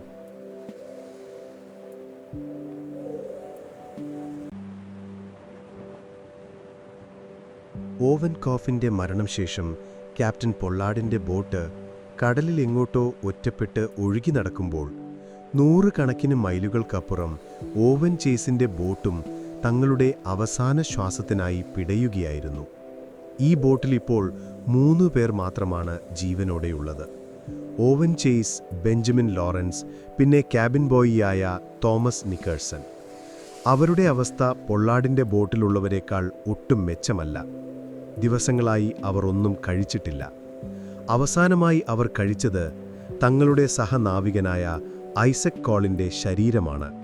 അതിനുശേഷം മരണം അവരെയും കാത്തിരിക്കുകയാണ്. അവരുടെ ബോട്ടിപ്പോൾ ഒരു ശവപ്പെട്ടി പോലെയാണ്. ഉണങ്ങിയ രക്തക്കറകളും എല്ലിൻ കഷ്ണങ്ങളും അതിൽ ചിതറിക്കിടക്കുന്നു. ജീവിച്ചിരിക്കുന്ന 3 പേരും ബോട്ടിന്റെ അടിത്തട്ടിൽ അനങ്ങാൻ പോലും ശേഷിയില്ലാതെ കിടക്കുകയാണ്. അവർ കണ്ണു തുറക്കുന്നുണ്ടോ അതോ അടച്ചിരിക്കുകയാണോ എന്ന് പോലും പറയാൻ സാധിക്കില്ല. അവരുടെ ബോധം പകുതി നഷ്ടപ്പെട്ട അവസ്ഥയിലാണ്. അവർ സംസാരിക്കുന്നില്ല, ചിന്തിക്കുന്നില്ല, വെറും ശ്വാസമെടുക്കുന്ന ശരീരങ്ങൾ മാത്രം. ഇടയ്ക്ക് തോമസ് നിക്കേഴ്സൺ എന്തോ പുലമ്പുന്നുണ്ട്. ഭക്ഷണത്തെക്കുറിച്ചാണ്. അവന്റെ വിരലുകൾക്കിടയിൽ എന്തോ ഭക്ഷണമിരിക്കുന്നതായി സങ്കൽപ്പിച്ച് അവനത് വായിലേക്ക് കൊണ്ടുപോകുന്നു. പക്ഷേ അവിടെ ഒന്നുമില്ല, വെറും ശൂന്യത മാത്രം. ഓവൻ ചേസിന്റെ മനസ്സ് പതിയെ യാഥാർത്ഥ്യത്തിൽ നിന്ന് വഴുതി മാറുകയാണ്. കത്തുന്ന സൂര്യനു കീഴിൽ ഉപ്പുവെള്ളത്തിന്റെ നീറ്റലിൽ കിടക്കുമ്പോൾ അദ്ദേഹത്തിന്റെ കണ്ണുകൾക്ക് മുന്നിൽ നാൻടെക്കറ്റിലെ തന്റെ വീട് തെളിഞ്ഞു വരുന്നു. മനോഹരമായ ഒരു വിരുന്നിന്റെ ഓർമ്മ. മേശ നിറയെ ഭക്ഷണം, റൊട്ടിയുടെ മണം, ഇറച്ചി കറി വെച്ചതിന്റെ ഗന്ധം. അദ്ദേഹം ആ മേശയ്ക്കരികിലേക്ക് നടന്നു ചെല്ലുന്നു, ഒരു കസേര വലിച്ചിടുന്നു. ഭക്ഷണം കഴിക്കാൻ തുടങ്ങുമ്പോഴേക്കും ആ സ്വപ്നം പൊലിയുന്നു. കണ്ണു തുറക്കുമ്പോൾ മുന്നിൽ അതേ കടൽ, അതേ വിശപ്പ്. ഈ പീഡനം സഹിക്കുന്നതിലും ഭേദം മരിക്കുന്നതാണെന്ന് അദ്ദേഹത്തിന് തോന്നിത്തുടങ്ങുന്നു. 1821 ഫെബ്രുവരി 18. അവർ കടലിൽ അകപ്പെട്ടിട്ട് ഏകദേശം 90 ദിവസങ്ങൾ കഴിഞ്ഞിരിക്കുന്നു. ആരും പ്രതീക്ഷിക്കാത്ത ആ നിമിഷത്തിലാണ് അത് സംഭവിക്കുന്നത്. ദൂരെ ചക്രവാളത്തിൽ ഒരു കറുത്ത പൊട്ട് പ്രത്യക്ഷപ്പെടുന്നു. അതൊരു മരീചികയല്ല, അതൊരു കപ്പലിന്റെ പായ്മരമാണ്. പക്ഷെ ബോട്ടിലുള്ള 3 പേർക്കും അത് കാണാനുള്ള ശേഷിയില്ല. അവരുടെ കണ്ണുകൾ അടഞ്ഞിരിക്കുകയാണ്. മരണം ഏതാനും മണിക്കൂറുകൾക്കപ്പുറം അവരെ കാത്തുനിൽക്കുന്നു. ആ കപ്പലിന്റെ പേര് ഇന്ത്യൻ എന്നായിരുന്നു. ലണ്ടനിൽ നിന്നുള്ള ഒരു തിമിംഗലവേട്ട കപ്പൽ. അതിന്റെ ക്യാപ്റ്റൻ വില്യം ക്രോസിയറാണ്. കപ്പലിലെ നിരീക്ഷകൻ ദൂരെ എന്തോ ഒരു വസ്തു ഒഴുകി നടക്കുന്നത് കണ്ട് ക്യാപ്റ്റന് വിവരമറിയിച്ചു. ഒരു പക്ഷേ തകർന്ന ഏതെങ്കിലും കപ്പലിന്റെ ഭാഗമായിരിക്കുമെന്ന് അവർ കരുതി. കപ്പൽ അതിൻ്റെ അടുത്തേക്ക് നീങ്ങി. അടുത്തേക്ക് ചെല്ലുംതോറും അതൊരു ബോട്ടാണെന്ന് അവർക്ക് മനസ്സിലായി. അതിനകത്ത് ആളുകളുണ്ടോ എന്ന് സംശയമായി. ക്യാപ്റ്റൻ ക്രൂസിയർ തൻ്റെ ദൂരദർശിനിയിലൂടെ ആ ബോട്ടിലേക്ക് നോക്കി. അദ്ദേഹം കണ്ട കാഴ്ച ഞെട്ടിക്കുന്നതായിരുന്നു. അതൊരു സാധാരണ ബോട്ടല്ല. അതിനകത്ത് 3 അസ്ഥികൂടങ്ങൾ എഴുന്നേറ്റിരിക്കുന്നത് പോലെ തോന്നി. തലയൊട്ടികളിൽ തൊലിയൊട്ടിയിരിക്കുന്നു. കണ്ണുകൾക്ക് പകരം 2 കറുത്ത കുഴികൾ. അതിലൊരാൾ കൈ പൊക്കി കപ്പലിന് നേരെ വീശാൻ ശ്രമിക്കുന്നുണ്ടെങ്കിലും പക്ഷെ ആ കൈ പകുതിക്ക് വെച്ച് താഴ്ന്നു പോകുന്നു. ബോട്ടിലാകെ എല്ലിൻ കഷ്ണങ്ങൾ ചിതലിക്കിടക്കുന്നത് കണ്ടപ്പോൾ ക്യാപ്റ്റൻ എന്തോ പന്തികേട് തോന്നി. ഇന്ത്യൻ കപ്പലിലെ നാവികർ ഒരു ചെറിയ ബോട്ടിറക്കി അവരുടെ അടുത്തേക്ക് പോയി. ആ 3 രൂപങ്ങളെ ബോട്ടിൽ നിന്ന് കപ്പലിലേക്ക് കയറ്റുന്നത് വളരെ ശ്രമകരമായ ജോലിയായിരുന്നു. അവരുടെ ശരീരത്തിൽ തൊട്ടാൽ തൊലി അടർന്നു പോകുമോ എന്ന് തോന്നിപ്പോകും. കപ്പലിൽ കയറ്റിയപ്പോൾ അവർക്ക് നിൽക്കാൻ പോലും കഴിയുന്നില്ല. അവർ ഡെക്കിൽ തളർന്നു വീണു. കപ്പലിലെ പാചകക്കാരൻ അവർക്ക് കുറച്ച് സൂപ്പ് കൊണ്ടുകൊടുത്തു. പക്ഷേ അത് കുടിക്കാൻ പോലും അവരുടെ തൊണ്ട സമ്മതിക്കുന്നില്ല. ദിവസങ്ങളോളം പട്ടിണി കിടന്ന ഒരാൾക്ക് പെട്ടെന്ന് ഭക്ഷണം കൊടുത്താൽ അത് മരണത്തിന് കാരണമാകും. അതുകൊണ്ട് വളരെ ശ്രദ്ധിച്ചാണ് അവരെ പരിചരിച്ചത്. കുറച്ചു വെള്ളവും നേർപ്പിച്ച സൂപ്പും തുള്ളി തുള്ളിയായി അവർക്ക് നൽകി. ഓവൻ ജേസിനെയും ബെഞ്ചമിൻ ലോറൻസിനെയും തോമസ് നിക്കിൾസിനെയും രക്ഷപ്പെടുത്തിയ 5 ദിവസങ്ങൾക്ക് ശേഷം ഫെബ്രുവരി 23-ന് മറ്റൊരു അത്ഭുതം സംഭവിച്ചു. ഡോഫിൻ എന്ന മറ്റൊരു നാൻടെക്കറ്റ് തിമിംഗലവേട്ട കപ്പൽ പസഫിക്കിലൂടെ യാത്ര ചെയ്യുകയായിരുന്നു. ആ കപ്പലിലെ നിരീക്ഷകനും ദൂരെ ഒരു ബോട്ട് ഒഴുകി നടക്കുന്നത് കണ്ടു. ഈ ബോട്ട് വളരെ വിചിത്രമായ രീതിയിലാണ് നീങ്ങിയിരുന്നത്, ലക്ഷ്യമില്ലാതെ ഒഴുകി നടക്കുന്നത് പോലെ. കപ്പലിൻ്റെ ക്യാപ്റ്റൻ സിമ്മൺ റസലാണ്. അദ്ദേഹവും തൻ്റെ ദൂരദർശിനിയിലൂടെ ആ ബോട്ടിലേക്ക് നോക്കി. ഓവൻ ചേസിൻ്റെ ബോട്ടിനേക്കാൾ ഭീകരമായിരുന്നു അതിലെ കാഴ്ച. ബോട്ടിൽ 2 മനുഷ്യരൂപങ്ങൾ മാത്രം. അവരുടെ തലമുടി നീണ്ടു വളർന്ന് മുഖം മൂടിയിരിക്കുന്നു. കൈകളിലും മുഖത്തും ഉണങ്ങിയ രക്തക്കറകൾ. അവരെന്തോ ഒന്ന് കുനിഞ്ഞിരുന്ന് തിന്നുകയാണ്. ആ കാഴ്ച കണ്ട ക്യാപ്റ്റൻ റസലിന് ഓക്കാനം വന്നു. അവരൊരു മനുഷ്യൻ്റെ ശരീരമാണ് തിന്നുന്നതെന്ന് അദ്ദേഹത്തിന് മനസ്സിലായി. ബോട്ടിൽ അപ്പോഴും ഒരു അസ്ഥികൂടം കിടക്കുന്നുണ്ടായിരുന്നു. അത് ക്യാപ്റ്റൻ പൊള്ളാർഡും ചാൾസ് റാംസ്ഡെല്ലുമായിരുന്നു. ഓവൻ കോഫിനെയും ബാർസിലയറേയും തിന്നു തീർത്ത ശേഷം വിശപ്പ് സഹിക്കവയ്യാതെ അവർ പരസ്പരം കൊല്ലാൻ തയ്യാറെടുക്കുമ്പോഴാണ് ആ കപ്പൽ ഒരു ദൈവദൂതനെ പോലെ അവരുടെ മുന്നിൽ പ്രത്യക്ഷപ്പെട്ടത്. അവർക്ക് കണ്ണുകളെ വിശ്വസിക്കാനായില്ല. തങ്ങൾ രക്ഷപ്പെട്ടു എന്ന് മനസ്സിലാക്കാൻ അവർക്ക് കുറേ സമയമെടുത്തു. ഡോൾഫിനിയിലെ നാവികർ അവരെ കപ്പലിലേക്ക് കയറ്റി. അവരുടെ അവസ്ഥയും വളരെ ദയനീയമായിരുന്നു. മാനസികമായി അവർ തകർന്നിരുന്നു. ക്യാപ്റ്റൻ പൊള്ളാർഡിന് സംസാരിക്കാൻ പോലും കഴിയുന്നില്ലായിരുന്നു. അദ്ദേഹം വിതുമ്പിക്കൊണ്ടേയിരുന്നു. ചാൾസ് റാംസ്ഡെൽ ഒരു ഭ്രാന്തനെ പോലെ ചിരിക്കുന്നുണ്ടായിരുന്നു. കപ്പലിൽ കയറിയ ശേഷം അവർ ബോട്ടിൽ നിന്ന് ശേഖരിച്ചു വച്ച തങ്ങളുടെ സഹനാവികരുടെ എല്ലിൻ കഷ്ണങ്ങൾ വിട്ടുകൊടുക്കാൻ തയ്യാറായില്ല. വിശപ്പ് അവരുടെ തലച്ചോറിനെ അത്രയധികം മാറ്റിമറിച്ചിരുന്നു. ജീവൻ രക്ഷപ്പെട്ടാലും ആ ഓർമ്മകൾ അവർ വിട്ടുപോകില്ലെന്ന് ഉറപ്പായിരുന്നു. അങ്ങനെ എസ്സെക്സിലെ 20 നാവികരിൽ 5 പേർ അത്ഭുതകരമായി രക്ഷപ്പെട്ടു. പക്ഷെ കഥ ഇവിടെ തീരുന്നില്ല. ഹെൻഡേഴ്സൺ ദ്വീപിൽ ഉപേക്ഷിച്ചു പോയ 3 പേരുടെ കാര്യം ഓർമ്മയില്ലേ? Thomas Chappel, Seth Weeks, William Wright. ഓവൻ ചേസിനെയും മറ്റുള്ളവരെയും രക്ഷപ്പെടുത്തിയ വാർത്ത ചിലിയിലെ വാൽപരാസിയോ എന്ന തുറമുഖത്തെത്തി. അവിടെയുണ്ടായിരുന്ന ഓസ്ട്രേലിയൻ കപ്പലായ സറയുടെ ക്യാപ്റ്റൻ തോമസ് റെയിൻ ഈ കഥ കേട്ടു. മനുഷ്യത്വത്തിൻ്റെ പേരിൽ അദ്ദേഹം ആ 3 പേരെ രക്ഷിക്കാൻ തീരുമാനിച്ചു. അതൊരു ലാഭകരമായ കാര്യമല്ല. എങ്കിലും അദ്ദേഹം തൻ്റെ കപ്പൽ ഹെൻഡേഴ്സൺ ദ്വീപിലേക്ക് തിരിച്ചു. ഏകദേശം 4 മാസങ്ങൾക്ക് ശേഷം 1821 ഏപ്രിൽ 9-ന് സറേ കപ്പൽ ആ ദ്വീപിൻ്റെ തീരത്തെത്തി. കപ്പലിൽ നിന്നവർക്ക് ദൂരെ തീരത്ത് 3 മനുഷ്യരൂപങ്ങളെ കാണാമായിരുന്നു. താടിയും മുടിയും നീട്ടി വളർത്തി മൃഗത്തോൽ ധരിച്ച 3 കാട്ടുമാക്കാൻ. അവർ കരയിൽ നിന്ന് കപ്പലിനെ നോക്കി കൈവീശുന്നുണ്ടായിരുന്നു. കഴിഞ്ഞ 4 മാസമായി അവർ ആ ദ്വീപിൽ അതിജീവിച്ചത് ഒരത്ഭുതം തന്നെയായിരുന്നു. പക്ഷികളെയും ഞണ്ടുകളെയും കടൽപ്പായലുകളും തിന്ന് ശുദ്ധജലം കുടിച്ച് അവർ ജീവൻ നിലനിർത്തി. എല്ലാ ദിവസവും അവർ കരയിൽ വന്നിരുന്ന് ഒരു കപ്പൽ വരുന്നതും കാത്തിരിക്കുമായിരുന്നു. ഒടുവിൽ അവരുടെ പ്രാർത്ഥനയ്ക്ക് ഫലമുണ്ടായി. ചരിത്രകാരന്മാർക്കിടയിൽ ഒരു ചോദ്യം അവശേഷിക്കുന്നു. ദ്വീപിൽ തങ്ങാൻ തീരുമാനിച്ച ആ 3 പേരാണോ അതോ കടലിലേക്ക് മടങ്ങിപ്പോയ മറ്റുള്ളവരാണോ ശരിയായ തീരുമാനമെടുത്തത്? കടലിലേക്ക് പോയവരിൽ ഭൂരിഭാഗവും മരിച്ചു. അതിജീവിച്ചവർ നരഭോജികളായി. ദ്വീപിൽ നിന്നവർക്ക് പട്ടിണി കിടക്കേണ്ടി വന്നെങ്കിലും അവരുടെ മനുഷ്യത്വം നഷ്ടപ്പെട്ടില്ല. ഒരുപക്ഷെ അവരുടെ തീരുമാനമായിരിക്കാം ശരി. എന്തായാലും എസ്സെക്സിലെ 8 പേർ ആ ദുരന്തത്തെ അതിജീവിച്ചു. പക്ഷേ ആ അതിജീവനം ഒരു പുതിയ ജീവിതത്തിൻ്റെ തുടക്കമായിരുന്നില്ല. അതൊരു ജീവപര്യന്തം തടവിൻ്റെ തുടക്കമായിരുന്നു.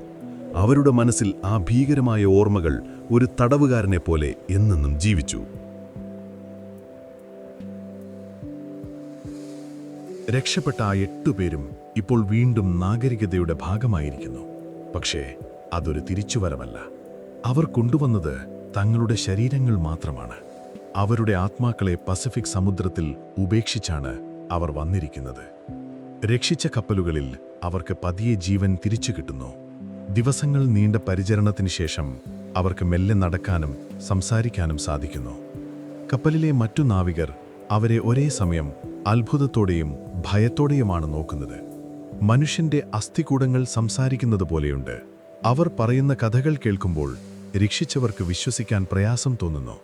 ഒരു തിമിംഗലം കപ്പലിനെ തകർക്കുകയോ 3 മാസത്തോളം കടലിൽ ഒഴുകി നടക്കുകയോ ഇതൊക്കെ കെട്ടുകഥകളല്ലേ എന്നവർ സംശയിക്കുന്നു. ചിലിയിലെ വാൾപരാസിയോ എന്ന തുറമുഖത്താണ് അവർ ആദ്യമെത്തുന്നത്. മാസങ്ങൾക്കുശേഷം കര കാണുമ്പോൾ, ഉറച്ച നിലത്ത് കാലുകുത്തുമ്പോൾ അവർക്ക് വിചിത്രമായൊരു അനുഭൂതിയാണ്.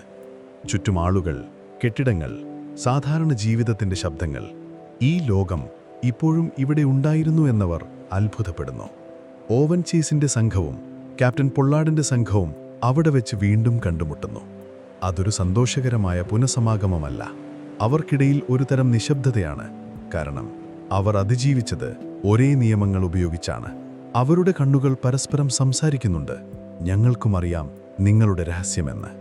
ഈ വാർത്ത കാട്ടുതീ പോലെ പടരുന്നു. എസെക്സ് കപ്പലിലെ ദുരന്തവാർത്ത തുറമുഖത്തെങ്ങും ചർച്ചാവിഷയമായി. അമേരിക്കൻ കോൺസൽ ജനറൽ അവരെ വിളിപ്പിച്ച് ഔദ്യോഗികമായി മൊഴിയെടുക്കുന്നു. ഒരു മുറിയിലിരുന്ന് ആ ഉദ്യോഗസ്ഥന്റെ മുന്നിൽ അവർക്കെല്ലാം തുറന്നു പറയേണ്ടി വരുന്നു. തിമിംഗലത്തിന്റെ ആക്രമണം, ബോട്ടുകളിലെ ജീവിതം, പട്ടിണി, ദാഹം, പിന്നെ ആ ഭീകരമായ സത്യവും. നരഭോജനത്തിന്റെ കഥ. നിയമത്തിന്റെ മുന്നിൽ അതൊരു കുറ്റകൃത്യമാണ്. പക്ഷേ ഇത് സാധാരണ സാഹചര്യമല്ല. കടലിന്റെ നിയമം എന്നൊരു അലിഖിത നിയമമുണ്ട്. അതായത് അതിജീവനത്തിന് മറ്റു വഴികളില്ലാത്തപ്പോൾ ജീവൻ രക്ഷിക്കാൻ വേണ്ടി ചെയ്യുന്ന ഇത്തരം പ്രവൃത്തികളെ ഒരു പരിധിവരെ മനസ്സിലാക്കാൻ നാവികലോകത്തിന് കഴിഞ്ഞിരുന്നു. എങ്കിലും ആ മൊഴികൾ രേഖപ്പെടുത്തുമ്പോൾ കേട്ടിരുന്നവർ ഞെട്ടിവിറച്ചുപോയി. പൊതുജനങ്ങളുടെ പ്രതികരണം സമ്മിശ്രമായിരുന്നു. ചിലർ അവരെ വീരന്മാരായി കണ്ടു, പ്രകൃതിയോട് പോരാടി ജയിച്ചവർ. മറ്റു ചിലർ അവരെ ഭീതിയോടെ നോക്കി, മനുഷ്യമാംസം തിന്നവരെന്ന് പറഞ്ഞ് അടക്കം പറഞ്ഞു. അവർക്ക് സഹതാപം നൽകണോ അതോ അവരെ ശിക്ഷിക്കണോ എന്ന് ആർക്കും ഒരു നിശ്ചയവുമില്ലായിരുന്നു. ഈ സമയത്താണ് ഹെൻഡേഴ്സൺ ദ്വീപിൽ നിന്ന് രക്ഷപ്പെടുത്തിയ 3 പേർ കൂടിയെത്തുന്നത്. അവരെ കണ്ടപ്പോൾ മറ്റുള്ളവർക്ക് ഒരുതരം കുറ്റബോധം തോന്നി. കാരണം അവർ 3 പേരും പട്ടിണി കിടന്നെങ്കിലും തങ്ങളുടെ മനുഷ്യത്വം കൈവിട്ടിരുന്നില്ല. അതോടെ അതിജീവിച്ച 8 പേരും 2 തട്ടിലായി. ഇനി അവരെ കാത്തിരിക്കുന്നത് നാൻഡക്കറ്റിലേക്കുള്ള നീണ്ട കപ്പൽ യാത്രയാണ്. മാസങ്ങൾ നീളുന്ന യാത്ര. ആ യാത്രയിൽ അവർക്ക് ചിന്തിക്കാൻ ഒരുപാട് സമയമുണ്ട്. എങ്ങനെ തങ്ങളുടെ കുടുംബത്തെ മുഖാമുഖം കാണും? ഓവൻ കോഫിൻ്റെ അമ്മയോട് ക്യാപ്റ്റൻ പൊള്ളാഡ് എന്തു സമാധാനം പറയും? തങ്ങൾ അനുഭവിച്ച ദുരിതങ്ങൾ സാധാരണ മനുഷ്യർക്ക് മനസ്സിലാകുമോ? അവർ വീണ്ടും പഴയ ജീവിതത്തിലേക്ക് മടങ്ങിപ്പോകാൻ ശ്രമിക്കുകയാണ്. പക്ഷെ അവർക്കറിയാം തങ്ങളിനി ഒരിക്കലും പഴയ മനുഷ്യരാവില്ലെന്ന്. എസെക്സിൻ്റെ പ്രേതം അവരെ വിടാതെ പിന്തുടരുകയാണ്. പസഫിക്കിലെ ആ ഇരുണ്ട രഹസ്യങ്ങൾ അവരുടെ ഉറക്കം കെടുത്തുന്നു. ഓരോ തവണ ഭക്ഷണം കഴിക്കുമ്പോഴും അവർ ആ പഴയ ഓർമ്മകളിൽ ഞെട്ടിവിറയ്ക്കുന്നു. ഒടുവിൽ 1821 ഓഗസ്റ്റിൽ 1 വർഷത്തോളം നീണ്ട അലച്ചിലിന് ശേഷം അവർ നാൻഡക്കറ്റിൽ തിരിച്ചെത്തി. അവരുടെ മടങ്ങിവരവ് ഒരു ആഘോഷമായിരുന്നില്ല, അതൊരു വിലാപയാത്രയായിരുന്നു. തുറമുഖത്ത് തങ്ങളുടെ പ്രിയപ്പെട്ടവരെ കാത്തുനിന്ന കുടുംബാംഗങ്ങളുടെ മുഖത്ത് സന്തോഷവും ആശ്വാസവും ഉണ്ടായിരുന്നു. പക്ഷേ അതിലേറെ ദുഃഖവും ആശയക്കുഴപ്പവും ഉണ്ടായിരുന്നു. മരിച്ചുപോയ 12 പേരുടെ കുടുംബങ്ങളും അവിടെ ഉണ്ടായിരുന്നു. ഓരോ അതിജീവിത്വം ഒരു കൂട്ടം ചോദ്യങ്ങളെ നേരിടേണ്ടി വന്നു. തങ്ങളുടെ മകൻ എങ്ങനെ മരിച്ചു? അവസാനമായി എന്തു പറഞ്ഞു? പക്ഷേ ആ ചോദ്യങ്ങൾക്കെല്ലാം ഉത്തരം നൽകാൻ അവർക്ക് കഴിഞ്ഞില്ല. ചില സത്യങ്ങൾ പറയാതിരിക്കുന്നതാണ് ഭേദം. ക്യാപ്റ്റൻ പൊള്ളാഡിന്റെ ജീവിതത്തിലെ ഏറ്റവും കഠിനമായ നിമിഷം ഓവൻ കോഫിന്റെ അമ്മയായ നാൻസി കോഫിനെ കാണുന്നതായിരുന്നു. അദ്ദേഹം അവരുടെ വീട്ടിലേക്ക് ചെന്നു. ആ അമ്മയുടെ മുന്നിൽ നിന്ന് താൻ കൊടുത്ത വാക്ക് പാലിക്കാൻ കഴിയാത്തതിനും അവരുടെ മകന്റെ ദാരുണമായ അന്ത്യത്തിനും മാപ്പ് ചോദിച്ചു. ആ സംഭാഷണത്തിൽ എന്തു നടന്നുവെന്ന് അവർക്കിടയിൽ മാത്രം ഒതുങ്ങി. പക്ഷേ അതിനുശേഷം പൊള്ളാഡ് പൂർണ്ണമായി തകർന്ന ഒരു മനുഷ്യനായി. നാൻഡക്കറ്റിലെ സമൂഹം അദ്ദേഹത്തെ കുറ്റപ്പെടുത്തിയില്ല, കാരണം കടലിന്റെ ഭീകരത അവർക്കറിയാമായിരുന്നു. എങ്കിലും അദ്ദേഹത്തിന്റെ കപ്പൽ നഷ്ടപ്പെട്ടതും അതിലെ ഭൂരിഭാഗം പേരും മരിച്ചതും സ്വന്തം കസിൻ കൊല്ലപ്പെട്ടതും അദ്ദേഹത്തിന്റെ പേരിൽ ഒരു കടത്ത പാടായി അവശേഷിച്ചു. അദ്ദേഹം വീണ്ടും കടലിലേക്ക് പോയി. 2 ബ്രദേഴ്സ് എന്നൊരു കപ്പലിന്റെ ക്യാപ്റ്റനായി. പക്ഷെ വിധി അദ്ദേഹത്തെ പിന്തുടർന്നു. ആ കപ്പലും ഒരു കൊടുങ്കാറ്റിൽപ്പെട്ട് തകർന്നു. ഇത്തവണ എല്ലാവരെയും രക്ഷപ്പെടുത്തിയെങ്കിലും അതോടെ അദ്ദേഹത്തിന്റെ നാവിക ജീവിതം അവസാനിച്ചു. ജോന അഥവാ ഭാഗ്യമില്ലാത്തവൻ എന്നൊരു പേര് അദ്ദേഹത്തിന് വീണു. ജീവിതത്തിന്റെ അവസാനകാലം അദ്ദേഹം നാൻഡക്കറ്റിൽ ഒരു രാത്രി കാവൽക്കാരനായി ജോലി ചെയ്തു. പകൽ ആളുകളെ മുഖാമുഖം കാണാൻ മടിച്ച് രാത്രിയുടെ ഏകാന്തതയിൽ തൻ്റെ ഓർമ്മകളുമായി അദ്ദേഹം ജീവിത തീർത്തു. ഓവൻ ചേസ് പക്ഷെ വ്യത്യസ്തനായിരുന്നു. അദ്ദേഹം ഒരു പോരാളിയായിരുന്നു. നാൻഡക്കറ്റിൽ തിരിച്ചെത്തിയ ഉടൻ അദ്ദേഹം തൻ്റെ അനുഭവങ്ങൾ ഒരു പുസ്തകമാക്കി എഴുതി. Narrative of the most extraordinary and distressing shipwreck of the whale ship Essex. ഈ പുസ്തകമാണ് എസെക്സിൻ്റെ കഥ ലോകമറിയാൻ പ്രധാന കാരണം. ചേസ് വീണ്ടും കടലിൽ പോയി ഒരുപാട് പണം സമ്പാദിച്ച് ഒരു വിജയകരമായ ക്യാപ്റ്റനായി. പക്ഷേ ആ ദുരന്തത്തിൻ്റെ ഓർമ്മകൾ അദ്ദേഹത്തെയും വിട്ടില്ല. അവസാന കാലത്ത് അദ്ദേഹത്തിന് മാനസികാസ്വാസ്ഥ്യങ്ങളുണ്ടായിരുന്നു. തൻ്റെ വീടിൻ്റെ മുകളിലത്തെ നിലയിൽ അദ്ദേഹം ഭക്ഷണം ശേഖരിച്ചു വയ്ക്കുമായിരുന്നു, ഇനിയൊരു ക്ഷാമം വന്നാൽ പട്ടിണി കിടക്കാതിരിക്കാൻ. ഈ കഥയ്ക്ക് മറ്റൊരു അനന്തരഫലം കൂടിയുണ്ടായി. വർഷങ്ങൾക്ക് ശേഷം ഹെർമൻ മെൽവിൽ എന്നൊരു യുവ എഴുത്തുകാരൻ തിമിംഗലവേട്ട കപ്പലിൽ ജോലി ചെയ്യുമ്പോൾ എസെക്സിന്റെ കഥ കേട്ടു. പിന്നീട് അദ്ദേഹം ഓവൻ ചേസിന്റെ മകനെ കണ്ടുമുട്ടുകയും ചേസിന്റെ പുസ്തകത്തിന്റെ ഒരു കോപ്പി വായിക്കുകയും ചെയ്തു. ആ കഥ മെൽവിലിന്റെ ഭാവനയെ ആളിക്കത്തിച്ചു. ഒരു തിമിംഗലത്തിന് ഒരു കപ്പലിനെ തകർക്കാൻ കഴിയുമെങ്കിൽ പ്രതികാരദാഹിയായ ഒരു തിമിംഗലത്തിന് എന്തെല്ലാം ചെയ്യാൻ കഴിയും? ആ ചിന്തയിൽ നിന്നാണ് ലോകപ്രശസ്തമായ മോബി ഡിക്ക് എന്ന നോവൽ പിറവിയെടുക്കുന്നത്. എസെക്സിനെ തകർത്ത ആ പേരില്ലാത്ത തിമിംഗലം മെൽവിലിന്റെ തൂലികയിൽ മോബി ഡിക്ക് എന്ന അമര കഥാപാത്രമായി മാറി. അങ്ങനെ എസെക്സിലെ നാവികരുടെ ദുരിതം ലോകത്തിലെ ഏറ്റവും മഹത്തായ ഒരു സാഹിത്യ സൃഷ്ടിക്ക് ജന്മം നൽകി. ഇപ്പോൾ ഈ കഥ അതിൻ്റെ അവസാനത്തിലേക്ക് നീങ്ങുകയാണ്. 200 വർഷങ്ങൾക്കിപ്പുറം നാൻഡക്കറ്റിലെ തെരുവുകളിലൂടെ നടക്കുമ്പോൾ ഒരുപക്ഷേ നിങ്ങൾക്ക് ആ പഴയ നാവികരുടെ നേർത്ത ഓർമ്മകൾ കാറ്റിൽ കേൾക്കാൻ കഴിഞ്ഞേക്കും. കടലിൻ്റെ ആഴങ്ങളിൽ എവിടെയോ എസെക്സിൻ്റെ തകർന്ന അവശിഷ്ടങ്ങൾ ഇപ്പോഴും ഉറങ്ങിക്കിടക്കുന്നുണ്ടാവാം.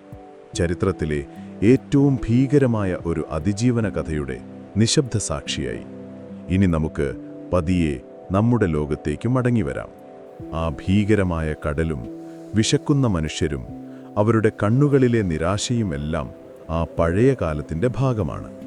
ആ പാവം ആത്മാക്കൾ ഇപ്പോൾ പസഫിക്കിൻ്റെ ശാന്തമായ ആഴങ്ങളിൽ എവിടെയോ വിശ്രമിക്കുകയാണ്. അവരുടെ വേദനകളും കഷ്ടപ്പാടുകളും അവസാനിച്ചിരിക്കുന്നു. നിങ്ങൾക്കിപ്പോൾ സുഖമായി സുരക്ഷിതമായി നിങ്ങളുടെ കിടക്കയിൽ കണ്ണുകളടയ്ക്കാം. പുറത്ത് തിരമാലകൾ അലറുന്നില്ല. വിശപ്പ് നിങ്ങളുടെ വയറിൽ കത്തുന്നില്ല. ചുറ്റും ശാന്തതയും സമാധാനവും മാത്രം. ഈ കഥയുടെ ഓർമ്മകൾ ഒരു ഭാരമായി മനസ്സിൽ കൊണ്ടു നടക്കേണ്ട. അതൊരു പാഠമാണ്. മനുഷ്യൻ്റെ അതിജീവനശേഷിയുടെയും ഒപ്പം അവൻ്റെ പരിമിതികളുടെയും ഒരു ഓർമ്മപ്പെടുത്തൽ. ഇനി ആ ചിന്തകളെയെല്ലാം പതിയെ മാറ്റി നിർത്താം. മനസ്സിനെ ശാന്തമാക്കാം. നല്ല സ്വപ്നങ്ങളിലേക്ക് ഊളിയിടാം. പ്രിയ സ്വപ്നസഞ്ചാരി, നിങ്ങൾക്ക് ഞാൻ നല്ലൊരു ശുഭരാത്രി നേരുന്നു.